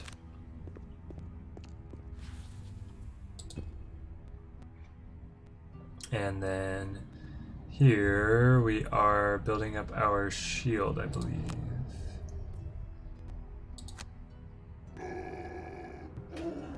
Now this is a lost card, and it's playing the lost card I feel like this is a good point. It's after the first shuffle. We'll skip the attack. End. Okay. Now is when we want balanced measure, grab and go to really punish some of these enemies. And now we also want to take a low initiative, high movement, and combo it with swift bow. Backstab. Probably we take backstab here because we can't use the top of it. We can use the top of flanking strike. So we'll take backstab. And we'll use the lower initiative. The lower initiative is not really important when there aren't enemies in the same room as you, because once we open the door, we will reveal the enemies and they will immediately enter initiative. And then they'll just, like, if we had the slower initiative, the faster enemies will still get to go just right after us. Okay, so we are now looking for...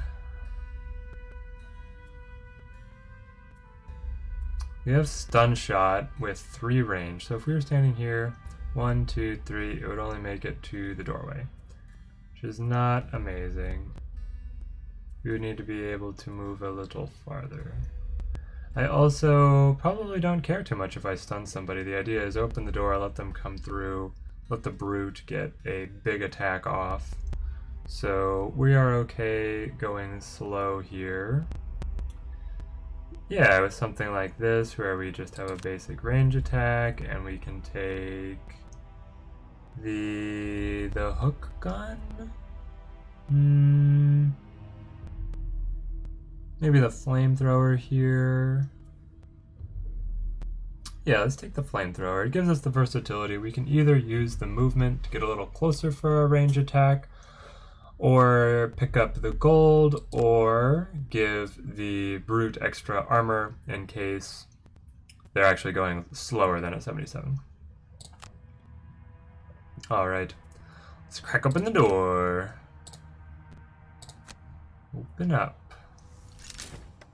Voila! What are we dealing with? Okay, no elite skeletons. Bunch of living spirits. The skeletons are moving 3 spaces.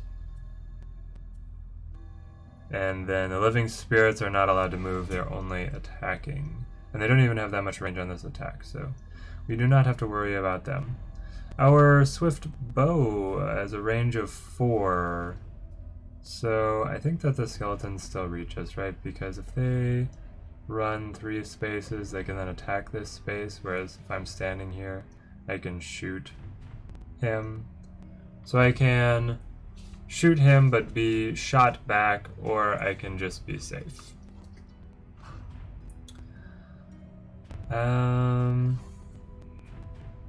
It's an interesting debate.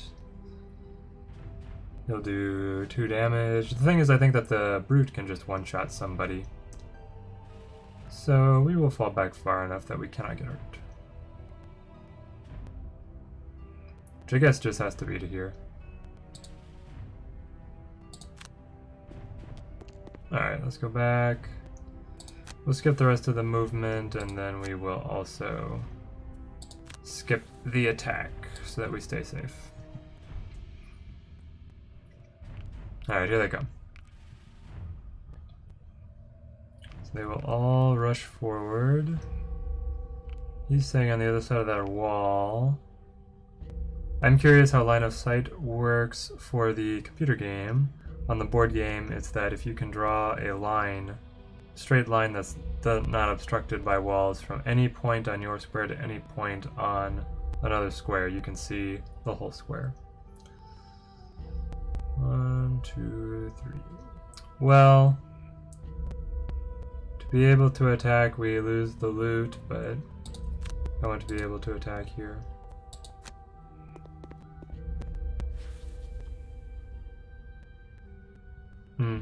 I made the wrong. Wonderful. We skip attack, and we get no loot. Ah, man. Okay, living spirits just stay where they are. And now we're gonna kill some things. Move 4 turns into move 6. 1, 2, 3, 4, 5, 6.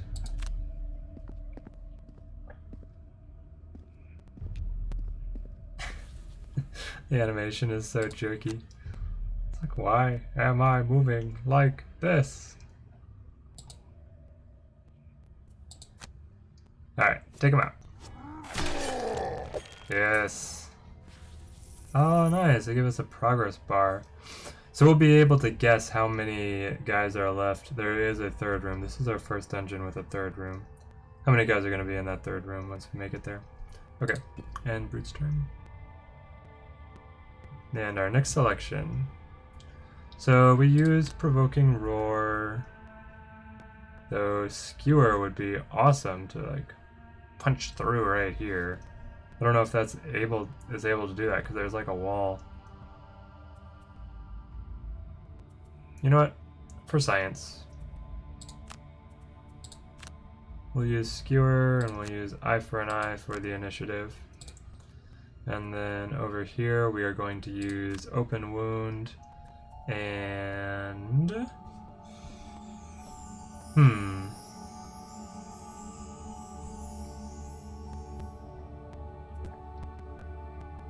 I think we'll hang on to Flanking Strike. We'll use Thieves' Knack here. And then out of the Tinkerer, what have we got? Ah, the Toxic Bolt. Yes. That looks good for us. And then... ooh, so does a Stun Shot, honestly. Let's take the Stun Shot instead. We'll stun this guy back here. And we're gonna play for the...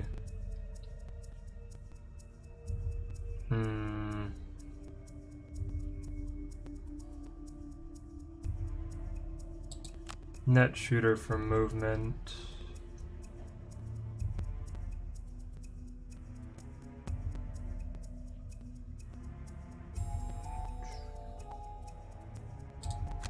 Now we'll use the gun, because we want to burn up some of the low initiatives and not get stuck with them.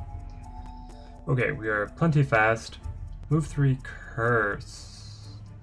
Target all enemies within range and create Frost, or infuse element Ice. Nice. That means... did I just waste it on the Tinkerer here? I'll check. But this means that I could let somebody recover 2 of their cards. Move 2, attack 3, target 2. Okay, so what were the selections? Ah, we did not. Beautiful. Okay, so they will create ice, and then we can use ice in the future round to be able to let an adjacent ally recover 2 of their discarded cards.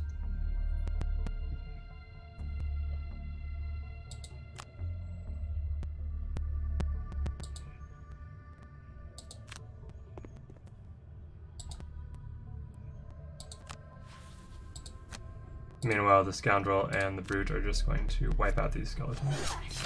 Oh, critical failure. Well, you can never pull the crit fail out of the deck.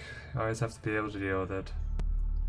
Okay, so this is our test to see if the damage from Skewer can punch through a wall. We're going to go straight through the... Yep, it can. Ah, the Brute's incredible. He stabs through one skeleton, through a wall, into another skeleton. Light him up. Yes.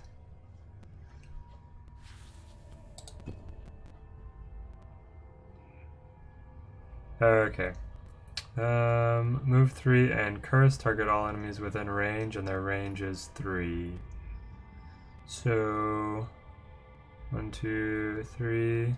1, 2, 3. Ooh. That makes me unhappy.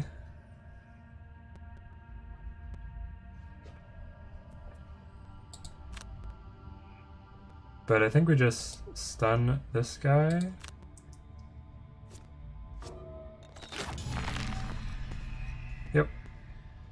And then we just step back onto the gold.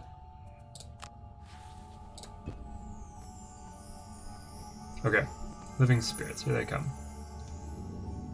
Are they going to be able to curse us? So he's out of range.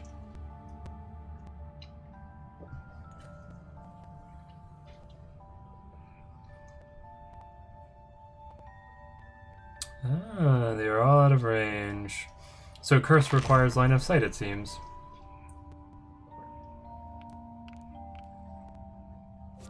Alright, this guy's gonna come around. Okay, so I can use my hide armor and my warding strength to shield away the damage. Yes, the brute is coming alive. He actually feels like a tank now. Yeah, I mean, I think we pull this and I pull Spare Dagger to do the AoE. And we want that. It also has a range attack in case the living spirits go super fast. I can get that out, so I like that combo. Over here we are short resting. We lose our special mixture. That is unfortunate because we really like the options of poison.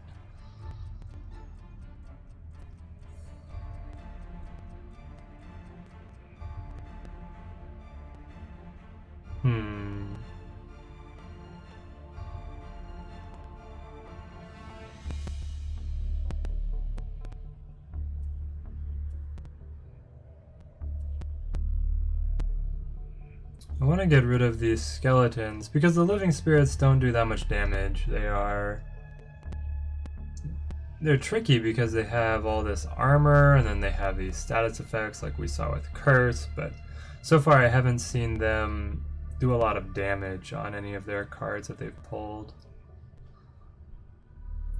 Maybe Open Wound against this guy is the best play.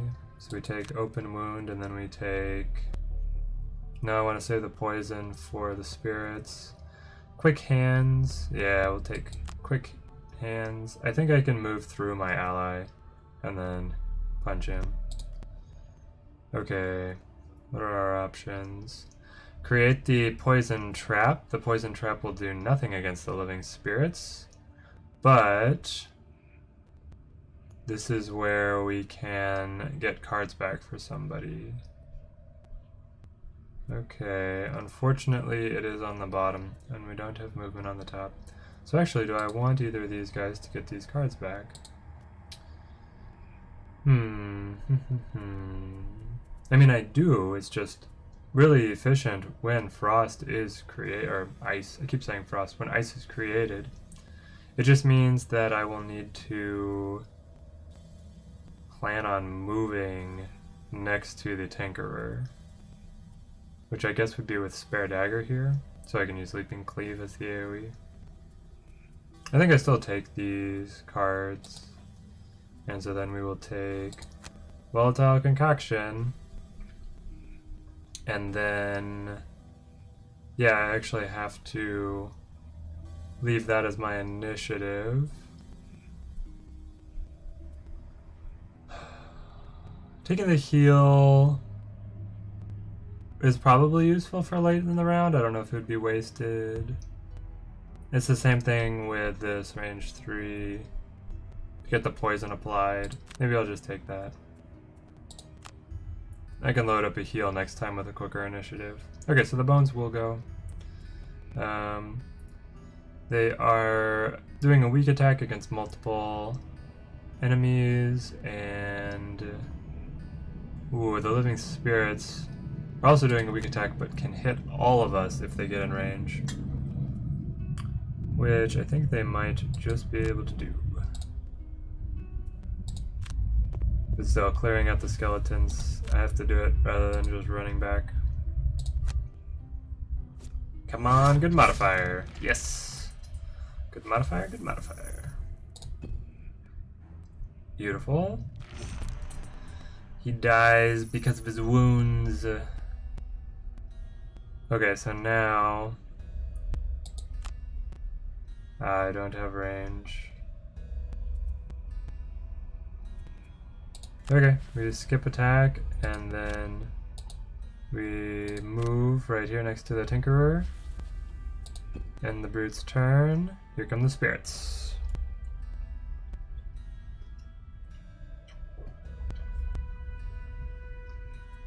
They're able to move 3 spaces.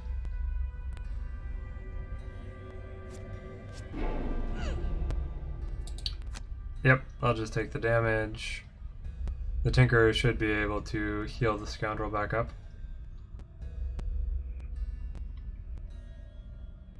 He's able to hit all of us. Pow! Yep.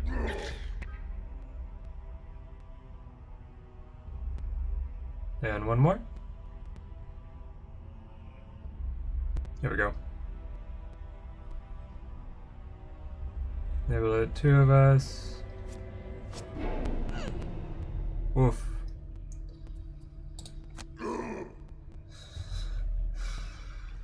Okay.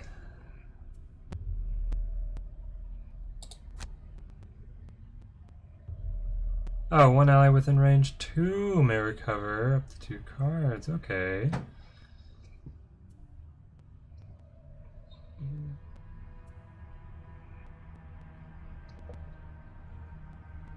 I think we will give it to the Brute. And we will consume. Oh, I have to select that first. Nice.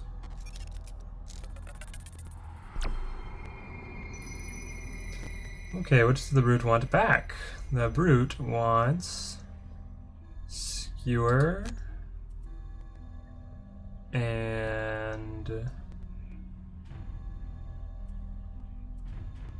I mean, it's the balanced measure and grab and go that can really punch them. But this does fine. All you have to do is draw 1 +1 modifier and you get through their armor too, and you can attack 2 of them at once. So it's pretty nice. Yeah, we'll take back Leaping Cleave as well. Very nice. Give us some extra turns here. And then we will apply the poison to negate one of his armors. Or crit and kill him outright. Oh my gosh. That is incredible. Yes, you little tinker, you're not so worthless. Okay. We want to go fast. Gotta go fast and skewer them. So we'll take Provoking Roar and to skewer. Over here, we want to go slower than the Brute so that we have the assist. And we are going to play... Swift Bow is good though. The Venom Shiv.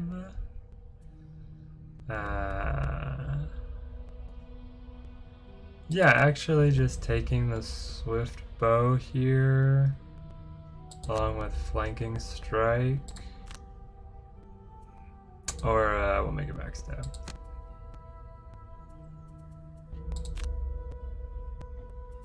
Backstab and Swift Bow.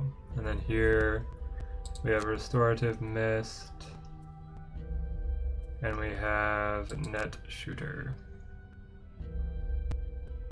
Maybe I'll actually use the top of Net Shooter, who knows. Or maybe I'll just can't get into gold. Downside of the Tinkerer is very slow moving. Move 3 and Curse create more ice. Good for us. Alright. We will... put the guy in the back, I think.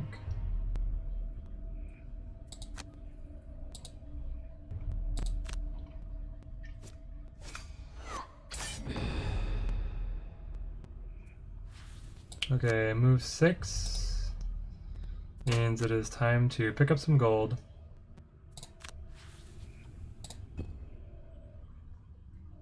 And then here,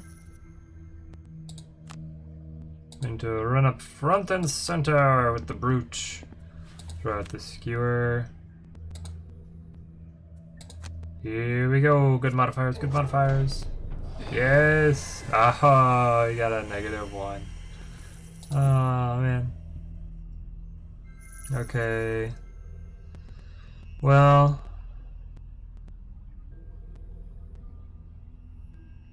I think it's the move 2 and then the heal. So we move towards the door. And then we are going to throw out the heal to the Scoundrel, which is buffed by our potent potables.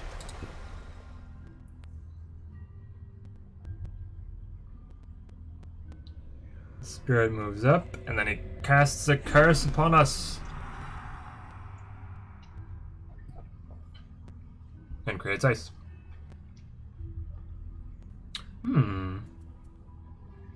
We did not see... Is it here? Yes. So here you can see you have the curse. It's also a critical fail. And we have 1 of it. But once we draw it, it comes out of the deck. It doesn't get reshuffled. And if we end the scenario, it also comes out. So who got blessed?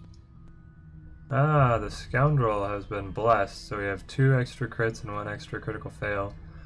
That's going to be some crazy variance. And then here we also have 2 extra crits and 1 critical fail. So my guess is that the Brute already used his critical successes in the Bless. They didn't show any differently when they appeared over the monsters, so I didn't realize when they left. We will take our short rest. We lose eye for an eye, which is fine. We're not too sad to see it go. And now we need to look for something that is going to get through this guy. Or just let us move pretty far. Honestly, I could have gone for the long rest to recharge our Boots of Striding. Give us the boots.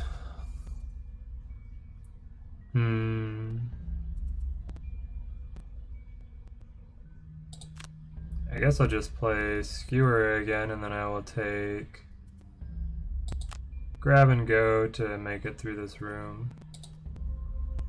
And then over here, we have the Flanking Strike that should knock him off. And then we have Venom Shiv to get some good movement going. And then over here, we need a short rest. We lose Hook Gun, which is, again, totally fine. Where are our good movements? Ah, it's on Stun Shot. Yes, they put the best movement on our best attack.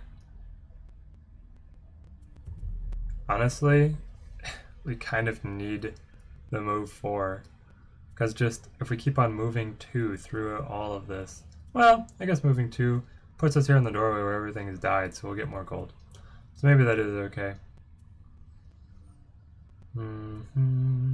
So Flamethrower is just a movement card, basically. And Reviving Shock is also a pretty useless card, so we'll use that. There we go. He's going super slow, he's moving and attacking and healing himself. Oh, if he gets his health back, I'd be so mad.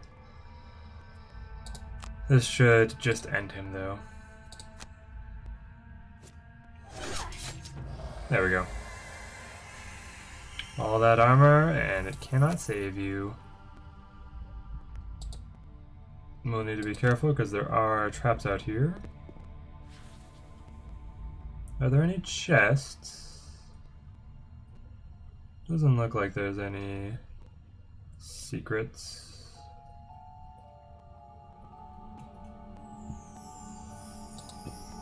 But it always pays to make sure. Okay. So we move 4. Get in there. And then we just skip the attack.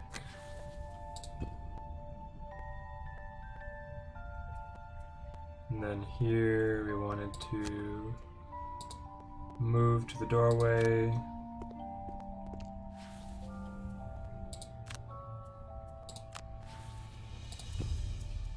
How much gold was there in the doorway? Wow, 9 gold. So 3 enemies died right there. Okay, so I think that we pull our spare dagger to have a range attack as we enter this next room.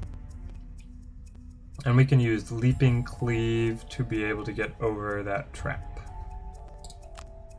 Seems like a effective combo. Thieves' Knack will actually disarmament for experience, which is nice. We lose our flanking strike, so the Scoundrel's getting low on cards, which is alright. We can manage.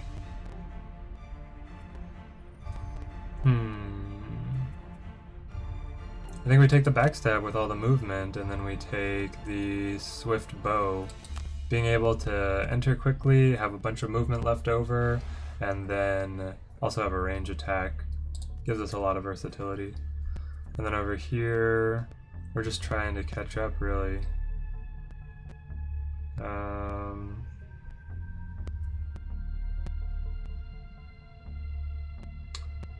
I hate doing it, but the move 4 seems good. And then we will waste the net shooter. Okay. What is behind door?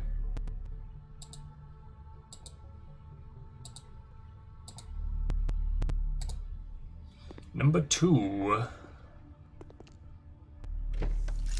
Haha. Are there any other rooms? Okay, so this is our final room. It's what I guessed, but... And then we have 2 skeletons and 4 living spirits. The living spirits are moving and attacking with actually decent damage, and they also have stun if they can consume frost. So it's a good thing that there is no frost. And then the living bones are not moving. They're just swinging haymakers. Okay. Our brute's going to be able to jump over and get an attack off. So I think that we...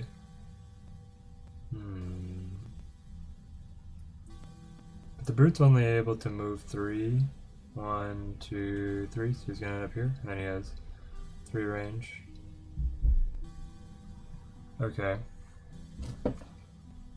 I wish I knew if I stood here if I would have line of sight with the swift bow. 1, 2, 3, 4. My guess is I'll be able to hit something. This will tell us a lot about how they have set up line of sight.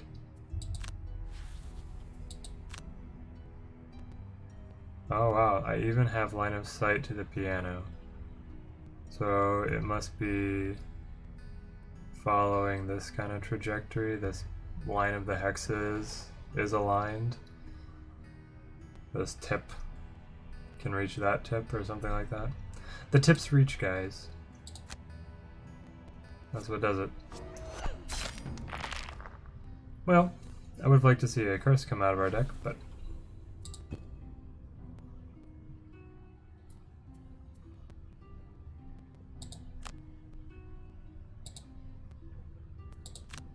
the Tinkerer can finally catch up.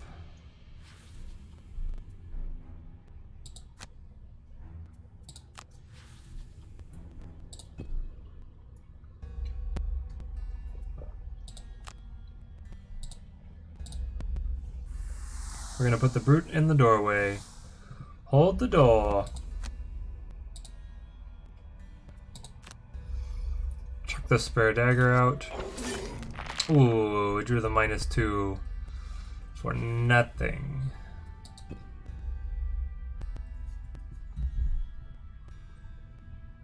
Wait, air element was created? Ah, because of the jump. Do I want 3 damage? Yeah, I should be fine because the Tinkerer is just behind us. Should be able to toss out some heals. I wish that the Brute was able to make it 1 more space so that he was taking these initial attacks. Because this is also going to go against the Scoundrel. Don't draw. Ah, the -2. You love to see it. Okay, the living bones stay where they are. Here we go. Okay. Provoking Roar to get in there and disarm somebody seems nice. And we can take Overwhelming Assault just to be able to push somebody else out of the way, because it's kind of a mess of enemies in there. Then I can follow up his lead with Open Wound there. What does a Tinkerer have? I like this, getting the healing off for the Scoundrel. And then we can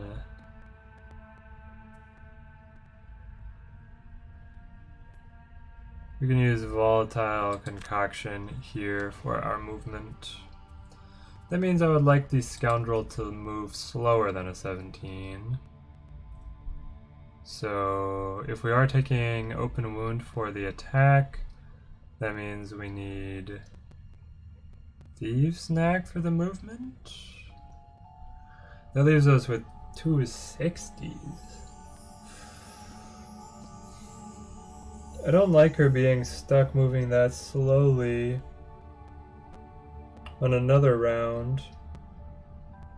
But do I mind if she moves that slowly this round? I feel like this round with the Brute guaranteed to run into the middle, she can go a little slower. So we'll play Venom Shiv and Open Wounds. Quick Hands, Open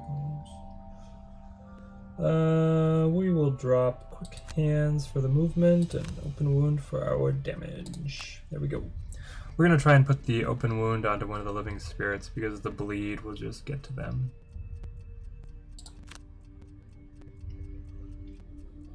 Okay, let's go. We'll get in there, skip the movement. Attack 2, target 2. Attack 2, range 3. I guess you disarm the skeleton. Which means we push this guy. I don't know, he's just gonna float back. Honestly, he had disadvantage if he tried to do a range attack against us from where he was, so it could have been a mistake. I don't know if monsters will actually move back to avoid the disadvantage if they're ranged. So far, I haven't seen it happen. They will move to maximize AoE abilities.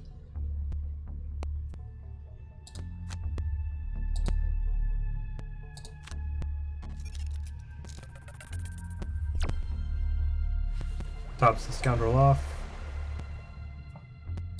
These potables are quite potent.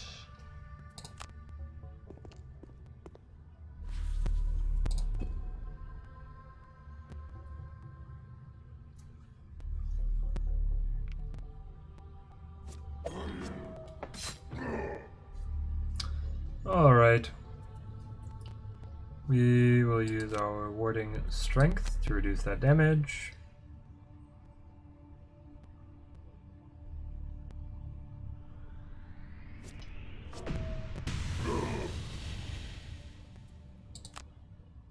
And we will do so again.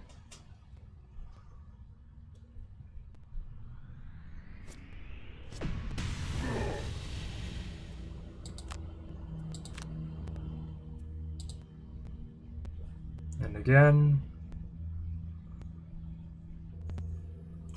And when he attacks, yet again, we'll burn all our armor. Oh, he drew the +2. Alright. It's crazy that the modifiers can swing attacks by so much. Once you level up and your base attacks are higher, it's not as swingy. But right now, when like the base attack damage is 1, and then you can draw up to +2 or -2, it changes how much damage you do so dramatically. Okay. Well, The living spirits are out of range. He actually did move back so that he didn't have disadvantage, didn't he? Good to know. We're gonna try and finish off this skeleton. Coming around here. And smacking him. Ah, we draw the -1. Hard to say how we're going to play that because he's gonna start bleeding now and take... It would be 2 turns before he actually dies, so... I don't know if that's what we want. Ah, we lose Skewer. I like Skewer here. Leaping Cleave looks pretty good here, along with Spare Dagger, just to kind of dump some damage into the skeletons right in front of us to finish them off. And then out of the Scoundrel, we've got Thieves' Knack and Venom Shiv. Those are our only options, and here we're looking at Toxic Bolt and Enhancement Field. So we were pretty locked in there. Tinkerer is actually going first. The Living Bones are going to move only 1 space, and they're also going to heal themselves. Ah, it's so annoying. Because I have a lot of damage on one of them. The Living Spirit is also... Okay, so they're doing a weak attack and they are muddling. Okay, what have we got? I like applying the poison. It will negate a... It could either negate the heal out of the skeleton over here, or they could apply the poison onto one of the living spirits. Or honestly, if I just walk up and then I shoot this guy, we should be able to kill him. Maybe that's the best. The best kind of crowd control is death.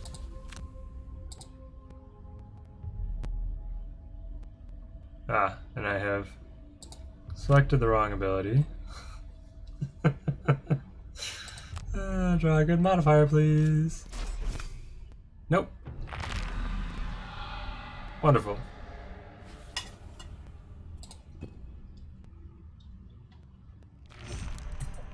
Oh, okay, well, we got him because of the wound. Take 3 damage. These guys are only doing 1 damage, so I think this is where we burn a card. And we burn Balanced Measure. Oof. I'll take the damage on the Scoundrel. Okay, Living Spirits hammer us with Muddle.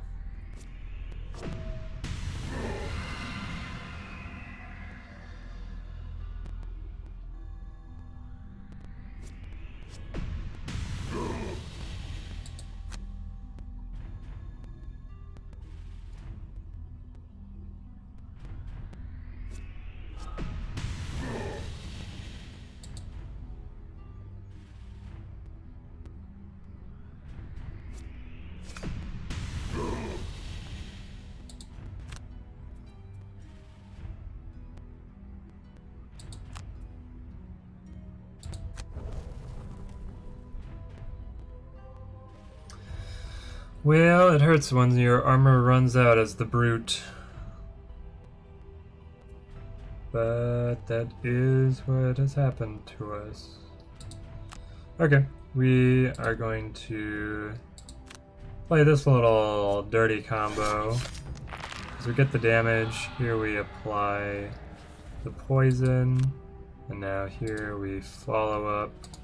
And both of these moves give us experience, which is crazy good. So he goes down like a sack of bones.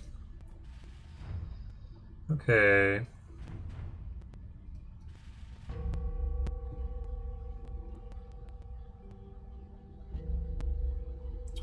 Well, the brute has this AoE, which I think is our best move. So we just step up here.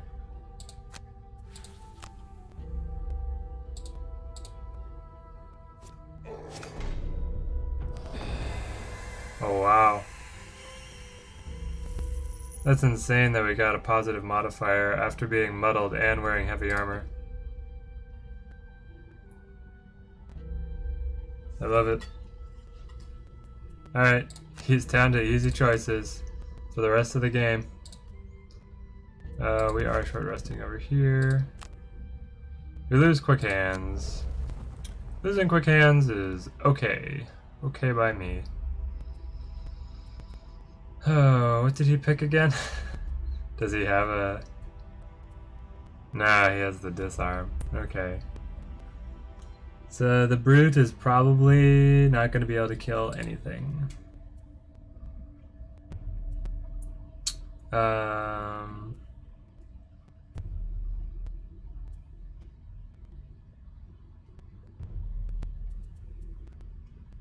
think we take Backstab and Venom Shiv. And then here we do our short rest.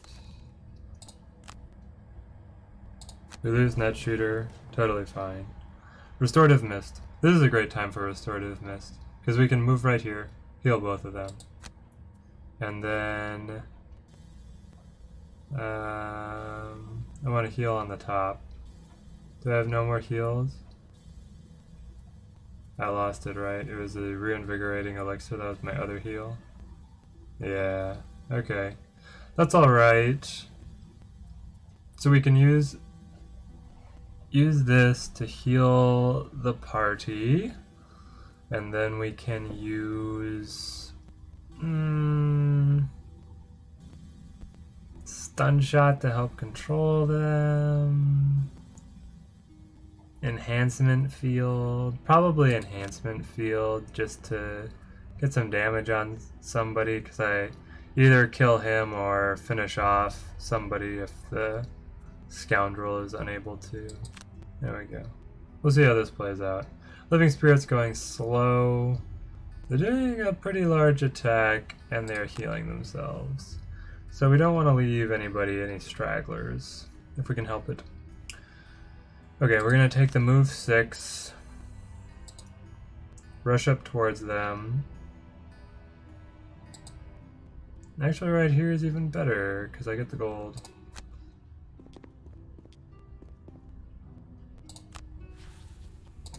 Okay, and now...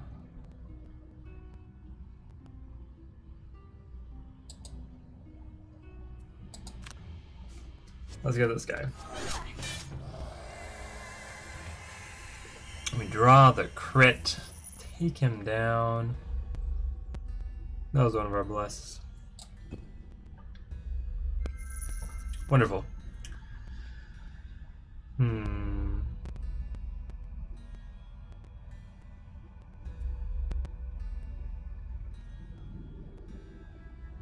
mean, I could guarantee this guy dies with Overwhelming Assault, and then it's up to the Tinkerer to finish off the last one.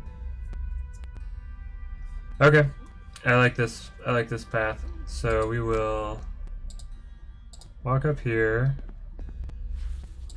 use Overwhelming Assault as our finishing blow. Yeah. Oh no, the curse. Oh no, man. I had everything set up.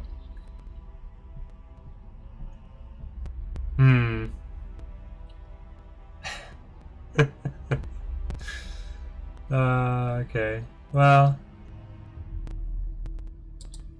I guess I throw out the attack first.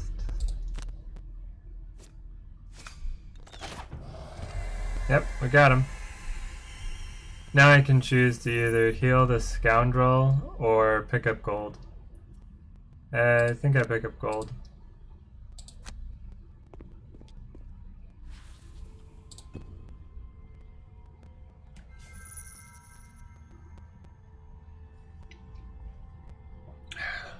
He's gonna kill the brute.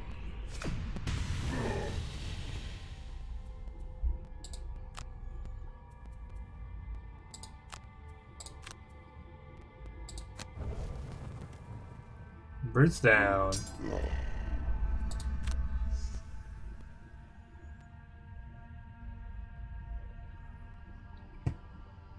Okay, well. Oh, well, well. I mean, open wound is just attack 4, which we get the job done. So we'll take swift bow as well. And then over here with the Tinkerer, we're going to look at playing stun shot? Yeah, taking a stun shot means that we can either choose to, if we need to stun him, we can, or we can make it all the way to the gold. And then our other play is going to be flamethrower. Yes, that'll make us some experience at least. Okay.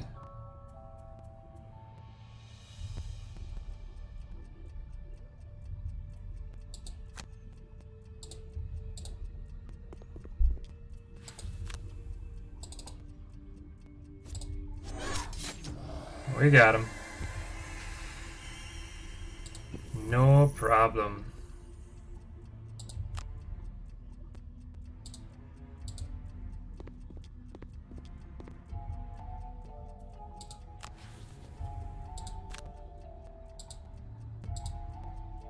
Okay, so you can only use an attack if you have a valid target. Fair enough. Fair enough, game. Yes, we win! Ah, here's the narrator. It's interesting that they have a mix of narrator and then sometimes the trainer is the narrator and then the merchant pops up. Oh well, early access. As the sun rises, the undead fall to the ground and you leave the tomb and its terrors. You then pile up stones over the entrance so that no one else awakens the restless dead. Ba-ba-ba.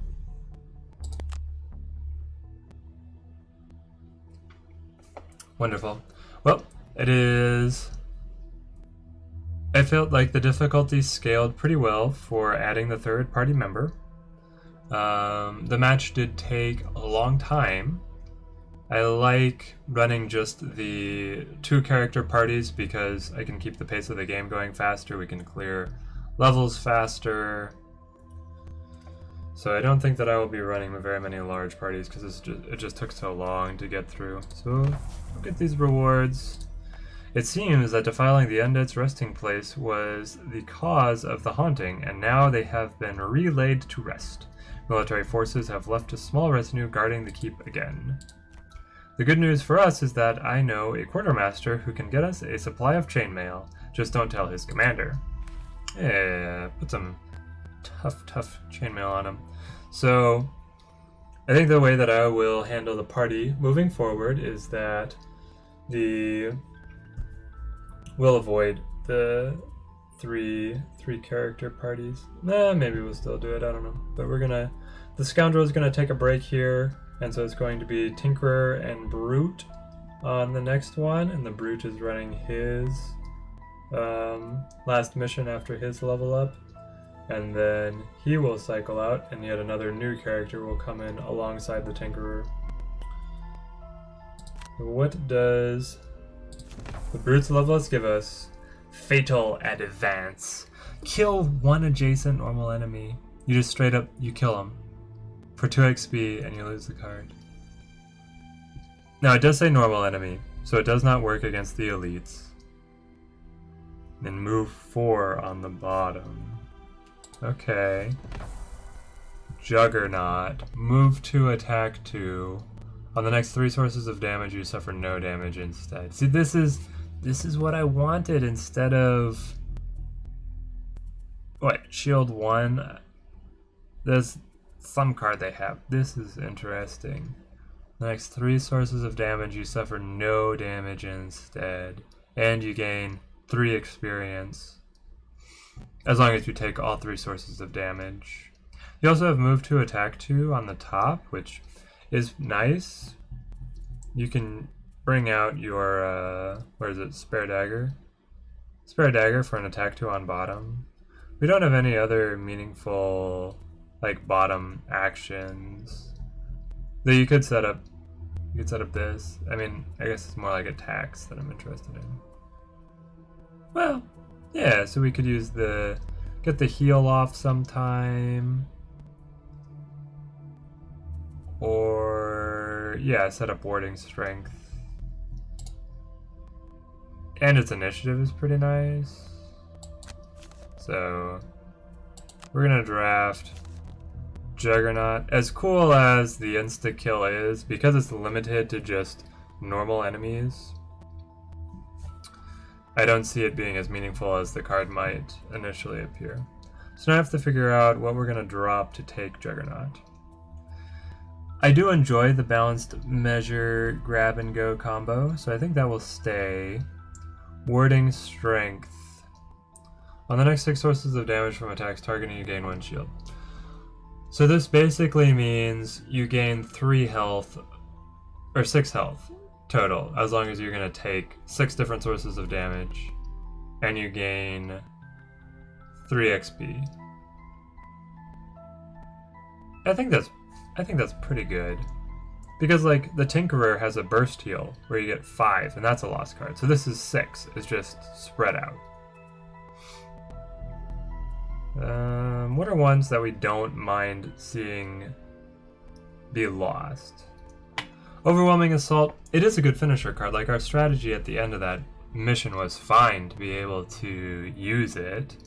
Moving and pushing an enemy into traps is good, especially because next mission we're going to have the Tinkerer who can play the Poison Trap. Provoking Roar is one of our best. It's honestly Sweeping Blow, I think, that is the weak card here. We're still hanging on to Eye for an Eye for the initiative, I guess. It's really not very exciting, aside from the initiative. I could see us dropping that, but yeah, so I think that right now our weak cards are Eye for an Eye and Sweeping Blow. Convenient that they're right next to each other here. But we will drop Sweeping Blow for Juggernaut.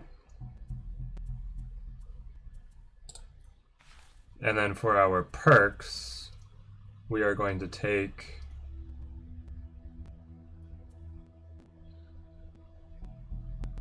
add a +1 shield one. Huh. We're going to take Fortitude. So this is going to give us an additional +1 card, and it's going to cut away these 2 -1s. Very useful. Then we're going to visit the merchant. And we're going to go ahead and just... Or I guess if I take Tinkerer here... Oh, that just switches. Remove. There we go. Okay.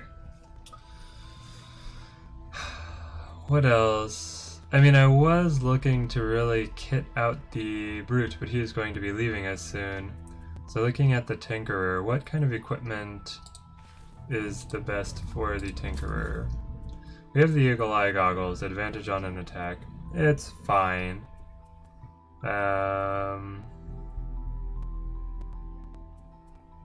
Is there any weapon that we would care about? Perhaps the Immobilize? And then there's just the potions.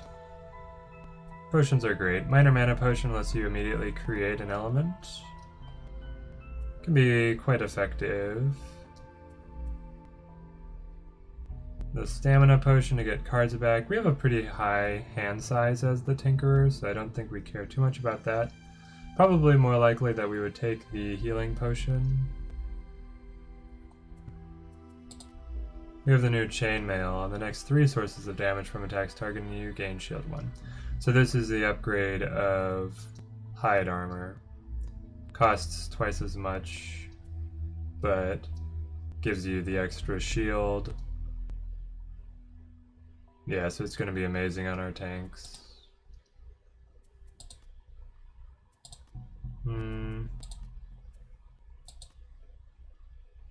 Ooh, that actually makes me sad that we're sold out of the Eagle Eye Goggles. I want those everywhere, game. Everywhere.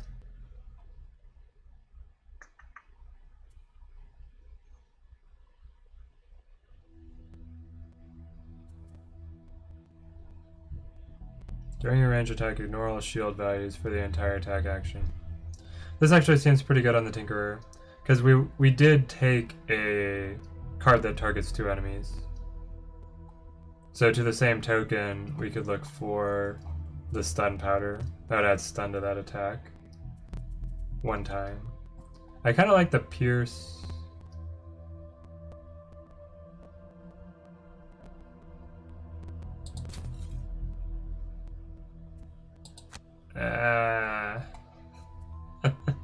Decision paralysis. I'll take the stun powder. There's only 1 stun powder.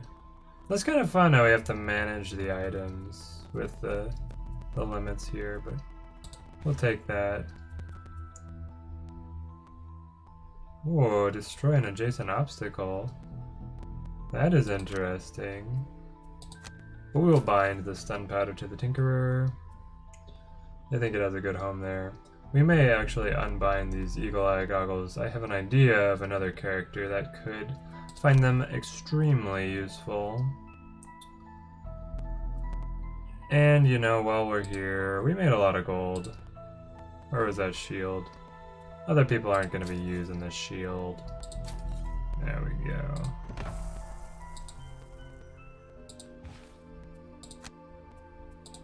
Bind with the shield. Attune to it.